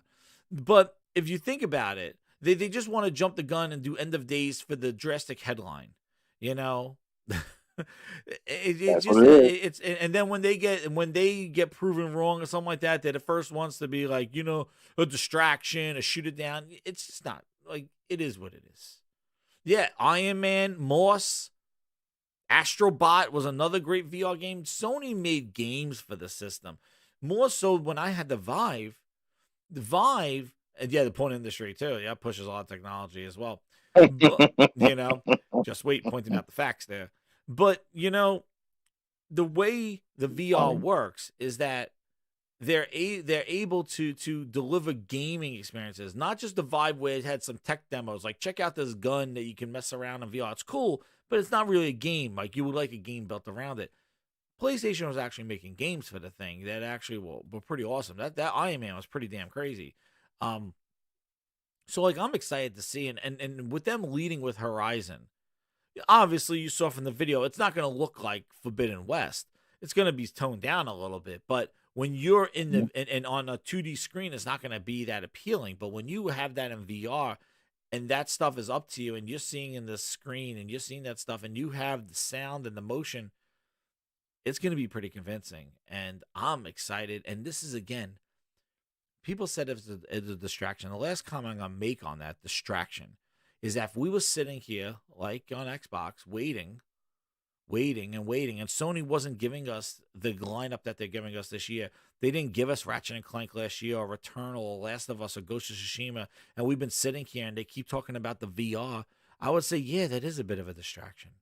But the fact that they're able to deliver all these games and quality games, Game of the Year contenders, great games that we're playing, showing the power of the PS5, and do PSVR, and bring exclusive games just for PSVR. Until Dawn Rush of Blood was incredible, Josh Ash, yes. And also The Inpatient was pretty damn cool too, which was a prequel to Until Dawn. I love the Supermassive did a great job with that, which I just finished Supermassive's game, the third one. It was good. They did a lot to it. I thought it felt a little bit more robotic than the other two, but that's another story. I'll talk about that later, another time. But the fact that they're able to do, they did a Spider-Man demo too for Homecoming.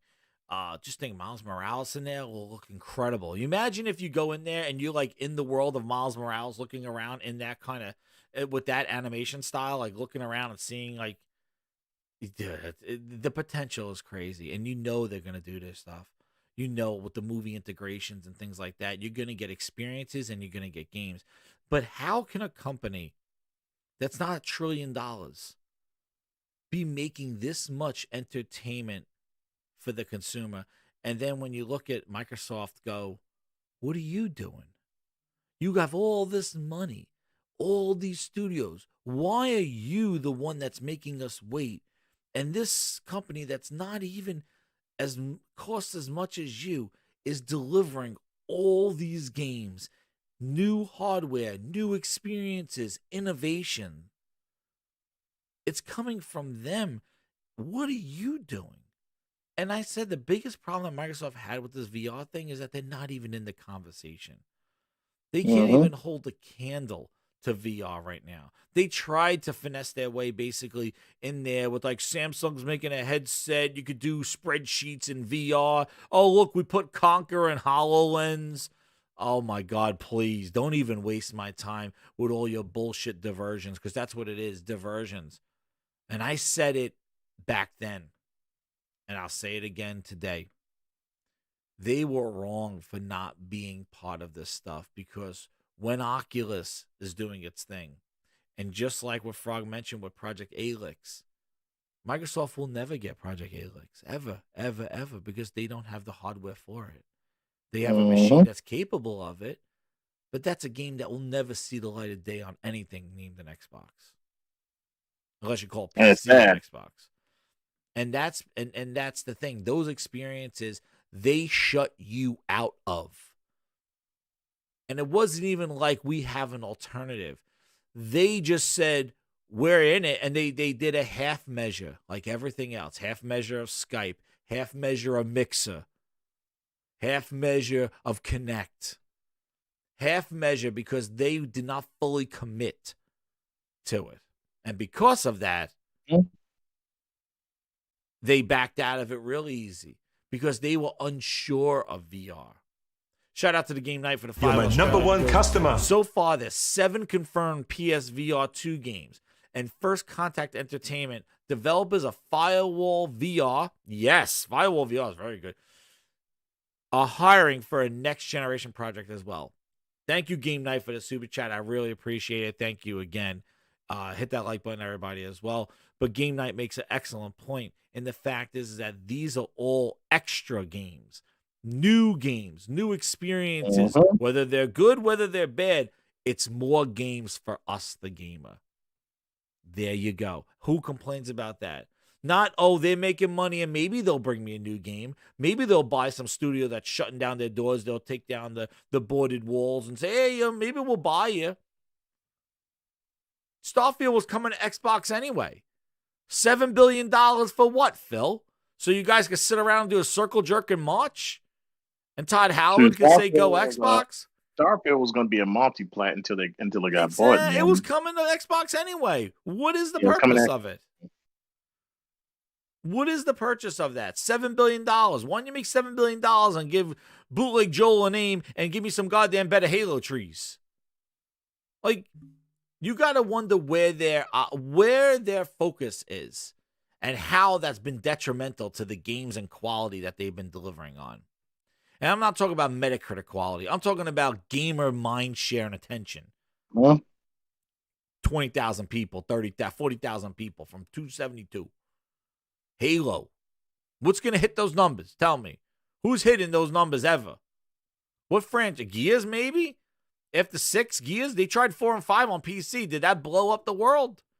These games on PC, did that blow up the world? Did that change everything? Halo on PC, did the world, did that change anything? I think it had a more peaked perception. Like, I can't believe how quickly it died down on PC. I thought Halo was the goods. I thought that's what everybody wanted. No. I guess not. But Microsoft was never part of the VR conversation. They tried to finesse their way into there. They just couldn't do it. And I think they got burnt on Kinect and they couldn't do it. And Sony's the one that's innovating. And Sony should not get shit from anybody saying that is a distraction or saying that they shouldn't do this and they should focus on Xbox. Fuck, why? Why focus on them? They're at the starting line. You guys are glory days going to the finish line, bringing innovation. And guess what? That controller that nobody was going to use, remember? Nobody's going to use the DualSense. It's only going to be Sony games. It's been a differentiating factor in some multi-plat games. The 3D audio is there. The cards that nobody said were going to be used. You could jump into different parts of gameplay because of the cards that they implemented in the PS5. All new features being used by everybody. So tell me, who's the bootleg? The 12 teraflops? Instant resume, same ash dashboard? Is that? I think that's the joke. Not the DualSense and its capabilities, because that thing is pretty damn good. And that's being used by everybody. And that's just a starting point for what they're going to use it in VR. So, you tell me. Distraction. No, man, this is icing on the cake of games because we're getting our cake and eat it too. Something that people wish they get on other platforms. Yeah, that is true. You're getting AAA games. You got services. If you want PS Now, you want PS Plus, which I think are better services than Game Pass together, because Microsoft's first-party games need to deliver in order to show the quality. Forza and Halo were nice, but that doesn't mean you go back into hibernation and I see you in 2022. What's that? In November 2022, what's that? You want somebody to say subscribe, you keep bringing content.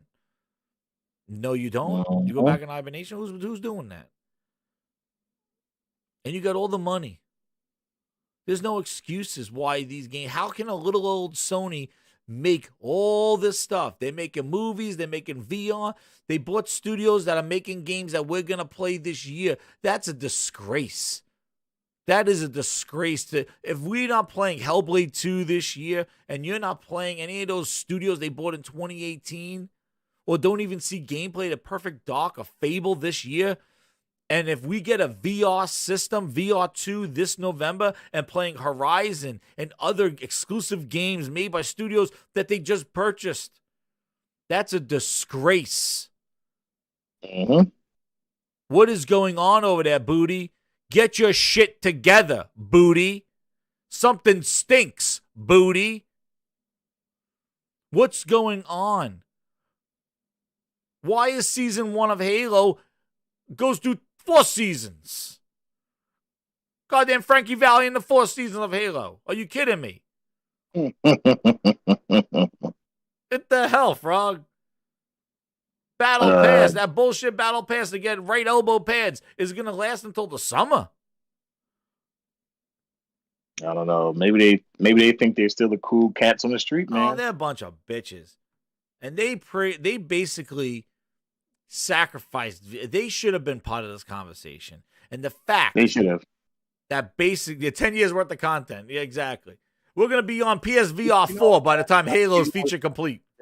What's sad about it is it was too easy for them to be part of the conversation. Yeah, they just mentioned it. High fidelity VR. Yeah, there it is. And they even had bootleg Todd Howard on there too. There he is. We're gonna leave you with the. We're gonna leave you with the. What the hell is this? We wanted to bring, and what's funny is that he even here it is. All of the above. Xbox is all about choice. Here's their missed opportunity right here. Xbox is all about choice, but you don't get VR. At the center of every decision. There he is. Philness himself to shut us down. Devices that you want. And for us, that starts with our next generation console. We don't want to build just another console. We truly want it to be transformative. More immersion, more exploration, more detail. How do we make it easier for people to get into the game, to stay in the game? See ya, Bar. I don't want to hear all this horse shit. It's making my ears. Made me cramp up. And Navi technology from our partners at AMD. From a pure processing perspective. Wait a second. This is this is where I get confused because this is the bullshit for the other project. This is. Man, Xbox got me so confused. It's the One X reveal. They did so much similar shit in 2019 to their 2017 reveal. Jesus, that was don't even know. Yeah. Look at this. They're the same bullshit. Look, I just showed you that one. What was that one? That one's Project Scarlet? No, Project Scarlet was the series. What was the other one? Project Scorpio. Holy shit. Dude, please. Please. This is so similar. It's so similar. Microsoft launched the original I clicked on the wrong Xbox one. with the goal There of it pushing is. console gaming. There it is. All the same. Josh says, hit that like button before you go grind this. Here it is. Franchises on a powerful box with the built-in ability to connect gamers together. And that same spirit of invention, connection, and fun inspires us to this day. Now, we see a whole new gaming landscape, one being driven by an unprecedented pace of innovation, transformation, and creativity. You are leading this shift with the way you play today. While the console ecosystem is stronger than ever, most of us play games on more than one device, and it's shifting the way we think about gaming. At Xbox, we want to deliver a world where you have more freedom and choice to play the games you want, with the people you want, on the devices you want. But not the games you want. Can play without boundaries. A world beyond generations. Beyond generations. Play who you want, where you want, but I'm not going to tell you what you want. You should have a diverse and expansive library of games. So today, we announced our biggest lineup of games for Xbox One and Windows 10, along with the Xbox Play Anywhere program that enables you to buy a game once and play it on Xbox One and Windows 10. We believe in uniting gaming communities where you can play, compete, and connect. Oh my God, Philness! Wherever they Shit's are. coming through my screen. So today we showed you how Xbox I don't want to Live recap. Is available for developers the to one use thing. across Xbox, Windows 10, VR, and mobile. VR! We believe in gaming for everyone, where all gamers are welcome, respected, and supported.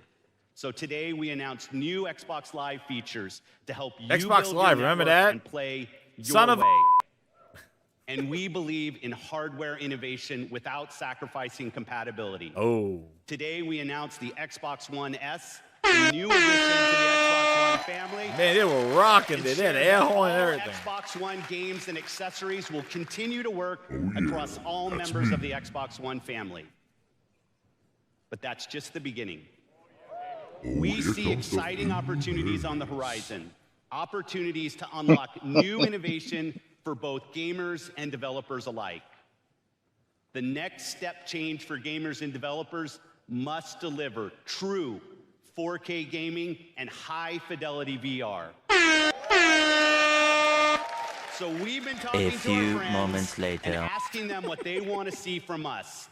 I'm really excited to share what we've been working on. Wait, Phil, what was that? You actually got a separate clap for that. 4K gaming and high-fidelity VR. What was that? For true 4K gaming and high-fidelity VR.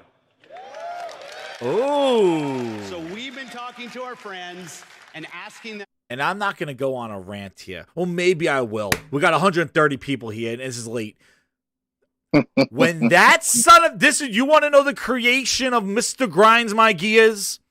Oh, there it is, right there. This son of a bitch, right here. We've been talking to our friends. Wait, when he said these words, this word cost me $800 because when he said this, 4K gaming and high fidelity VR. When he said high fidelity VR, I had a gaming console, a gaming PC. I had a gaming PC, right? When he said that, I went on to the Microstore website, and guess what they had on sale? Front page. We are selling the Vive and Oculus in our stores. And I was like, Phil just confirmed that they're gonna support high fidelity VR on their next console. They're selling high fidelity VR units in the Microsoft Store today. Guess what I did? I went to the Microsoft Store and bought a HTC Vive. Now, it was incredible. I wanted VR anyway. But when that son of a bitch said that, that was my confirmation that it won't be just a PC thing. It was going to be a console thing as well. And maybe the Vive would hook up to Xbox. It was a chance. Remember, PC was Xbox. Xbox was PC. And that's where the Philness started. There he is. And that is where I was created. That's me. And that's when I started Philness. Because after this, it was all bullshit. I mean Philness, not bullshit. Sorry about that. But that's my creation. And that was the last time I was going to get that bullshit.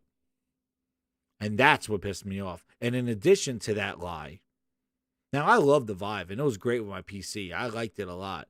But then when he pulled back on this shit, Catfish box, oh shit. Then when he pulled out of that box, he did the Philness pullout game strong on VR. Basically, I was like, you know what? Fuck this. And then on top of that, to give us bullshit of no games after that, there you go.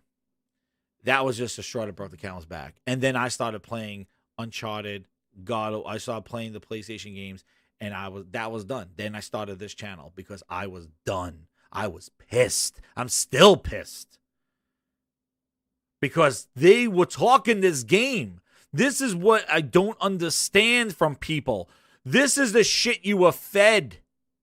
How is this acceptable now? How do you still respect this person? How do you still believe the shit that comes out of his mouth? He lied to you to your face because VR was all the talk back then, and he just want to put his little Philness bullshit involved. He wasn't committed to it. He didn't even know what the fuck he was talking about. It wasn't like they had some hardware. And then the sons of bitches go out and trot a fucking HoloLens with Minecraft nonetheless on stage and waste E3 time. They were like Me Too before Me Too in VR because they were a bunch of bitches not knowing what to do. They just wanted to be in the conversation like, oh, well, Sony got VR. Well, we got one too. Well, we can make one up. Make some up during your bathroom break. This is the origin of this. When he said that, I went out and bought a Vive. Because I was like, oh, the console's going to support high-fidelity VR. He said high-fidelity VR because at the time, we weren't strapping phones to our face. Now he wants you to do that. Strap it to your phone and shove it up your ass at the same time. Now he loves that stuff, strap the phones on. But then it was high fidelity VR. But wait, he got his bosom buddy in this video as well. Let's see. Oh, and the people clapped. Everybody, I was a sucker too. All the suckers clapped. Phil said VR. That's the first time Phil said VR. He must be serious. He's making a console for VR that's more powerful than the Pro. So this will be high fidelity VR. You know, the thing that was selling in on Microsoft Store before that shit went under too. Damn. Here he goes. Wait, here comes the fluff video. Get ready. Where's my fluffer? Get my fluffer in here. Here he is. Here comes the fluff. Here's the fluff. Get the fluffer in here. Here we go.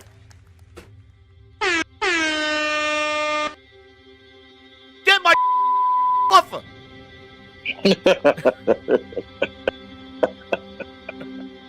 When we think about the future, Bonnie, start working on Halo. Get off of the video. You got work to do. For me and for the fans. You're gone. Get the fuck over there. Innovation, He left. the latest technology, Big ass mouth. and delivering the world's most powerful console is something we absolutely want to do. Yeah. This is the console that developers asked us to build. Oh They shit, fuck wanted this. A console that had no boundaries, had no limitations. No limitations. 3-year survival rate. Is what we really need to make our vision and our art come alive. When I saw the specs of this thing, I'm like, wow, I got true to they're really going for it. They're not holding anything back. 3 years survival rate. Thanks, So Phil. we gave the SoC 6 teraflops of computing Oh, capability. see, here we go. That's the start of teraflop origin. Gamers are going to get the most powerful graphics processor There that's it been is. put into a game High console. fidelity VR. Where's Todd Howard with his bitch ass? Get out there. Here it comes. Happy because they're gonna get a very powerful Listen GPU out of to it. The highest res.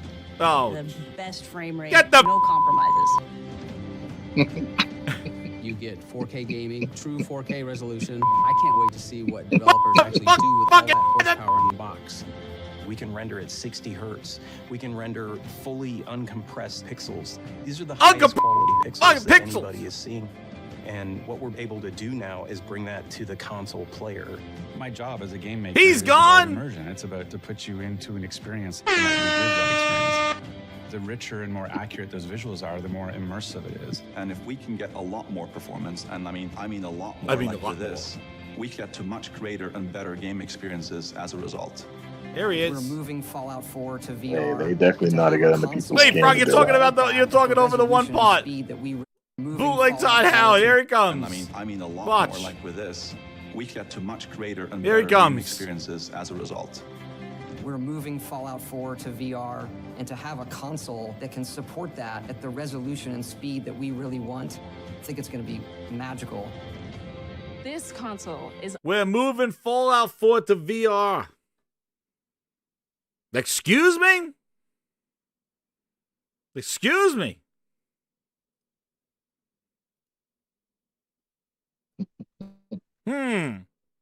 Excuse me. Fallout 4 to VR. Actually, some of the bitch still talking about Fallout 4. This is 2016. Then they remastered the fucking Skyrim again. Holy shit. There you go. Fallout 4 to VR never happening. Now they own his ass. It's still not happening. Actually, I think he put Fallout 4 and VR on the PlayStation. How's that? For slap your ass and call me Susie. There's your VR. 100% for you guys. We read the articles, we read the reviews. It's the We Heard You console. Oh, shit! The We Heard You console! We add to the capabilities Where's of her the ass? Xbox One and the Xbox One family without forcing gamers to abandon all the games in the community that they love so much. These two systems are He's gone part of the too! same family. The Where's games the will work on Sonos? both. The accessories work on both. Well, the box we're building is incredible. It's going to have 8 CPU cores, over 320 gigabytes per second of memory bandwidth, 6 teraflops of GPU power. It's a monster. It's a goddamn mother monster!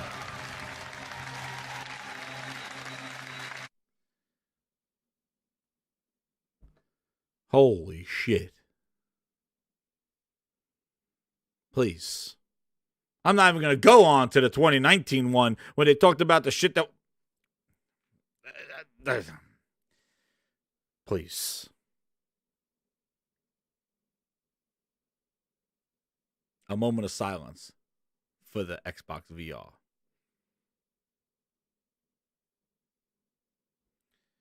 And there we go. That was their opportunity. A missed opportunity. And then they try to pull Samsung's making an HR headset and a VR headset. We sell them in the stores. We got an array of them. And you could do some PowerPoint slides and a virtual desktop. I don't know why you would do that. Some virtual grab assing while you're doing PowerPoint slides. I don't know what. They would walk around an office and knock over like some what is it? Knock over some goddamn vases and shit like that while you do some spreadsheets on the wall somewhere. I don't know what the hell they were trying to do. And they hyped the hell up of that console and they pulled that thing off shelves. No Future was the last console. Another great deal that they made with Cyberpunk. And releasing that shit when Cyberpunk got delayed to the fall. And releasing it in the summer with No Future. And then saying the One X is done. 3 years. Guys, we've been played. That's how bad it was. And that's the shit that they talked about. And then he started talking about wires. Oh, I wanted wireless and shit. Talked all a game.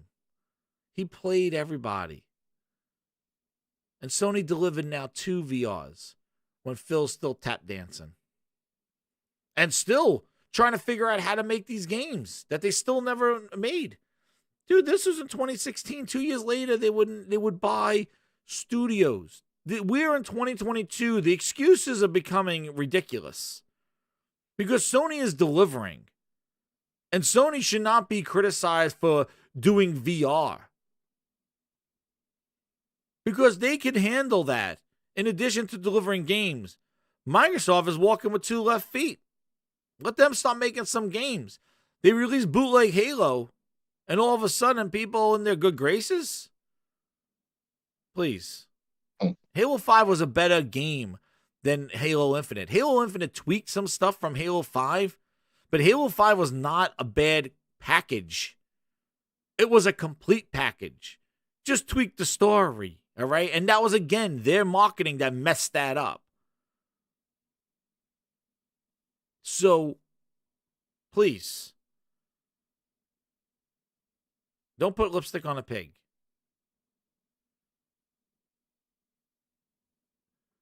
So with that, Microsoft had a missed opportunity with the VR. And I'm happy that somebody is doing this, and I'm excited for the new games and experiences it's going to bring to the platform. More games. Why would a gamer want that? More bullshit. That's what gamers want nowadays. They want more fluffers, more we heard your videos, more apologies and Reddit subs. We heard you. We'll bring back Slayer. We heard you. That's what they want. That's what gamers want nowadays. They want some fluff. Or the gamers want games. The gamers want experiences. Gamers want new technology. Yeah. That's what gamers want. I don't know who wants all this other bullshit. Fluff and smoke up your ass. Well, that's what they become. And with that, Frog, where can people find you? We have closed another gaming grindhouse tonight. I'm glad the stream held up. My stuff has worked. And we went to 3 hours when we could have went this, but there were some trigger words that went on, and I was very passionate about this VR stuff, and I'm glad that somebody's doing it, and I was real pissed off about that. I was going to do a whole video, but you got to hear Grindhouse. I want to thank everybody. Hit that like button. Frog, where can they find you? Yo, you guys can find me on Twitter, Frog's Dreams, at Frog's Dreams. Man, we get on there and we have good conversations. Fuck Twitter Spaces. It seems like people wake up and then they just go in there and they can control the narrative of what they want to talk about, and nothing gets. The conversations sometimes don't really get they're not able to be had on a level of back and forth. It's more or less I'm right and you're wrong. So you can find me there. You can also find me on Frog's Dream at YouTube. It'd be cool. I got about 450 subscribers. It'd be cool. I want to just do them live, but it's hard. I'm almost at that 500 mark. I think that's 500. Yeah, so I definitely need. If I can get to 500, then I can do more live videos Go because help I like Frogs out, Grinders. Yeah, Frog grinds his gears all the definitely time. And hit that like Oh, button. man. Before you head out, everybody, hit that like button and share this out too. But yeah, go follow Frogs over there on the Twitter and also go Definitely. subscribe to his channel. He puts great content over there. And Frog has to grind his gears. But yeah, going live is tough, man. And that's why I want to try to do some more, some more videos in between the going live stuff. But I know everybody likes the grinding gears live, and I will keep delivering on that. But and the gaming grindhouse. But basically, yes, that's right. Thank you, Garuda, and thank you for being a new VIP grinder. Again, if you're new here, hit that subscribe button. We got a couple of new subscribers and some new VIP grinders, and I want to thank you. No hiccups, Steven. I have fixed it. We are going at 1 gig speed, so grinders, we're gonna be cruising here. I got a lot of animations, a lot of video, a lot of fun, entertainment, and grinding some gears. And hit that like button, everybody. Thank you again for all the support to this channel. Hit that subscribe if you're new. Share it out. Last week we hit a big number of likes. I want to thank everybody. And then we'll be doing some giveaways coming up. And definitely stay tuned. We are just getting big at the Grindhouse. Big. We got the pool last year. We're going to build on some more addendums this year as this Grindhouse grows. I want to thank everybody for all their support. Share it out. Recruit some more grinders for the Grindhouse, and we're going to have some fun, and we're going to do some gaming nights as well. I got some plans, baby. We're going to do this. But thank you again, everybody. Hit me up. Follow me over on Twitter, Jez7780, and also you can follow me here at the Gaming Grindhouse. Thank you again, everybody. Good night, and we are out.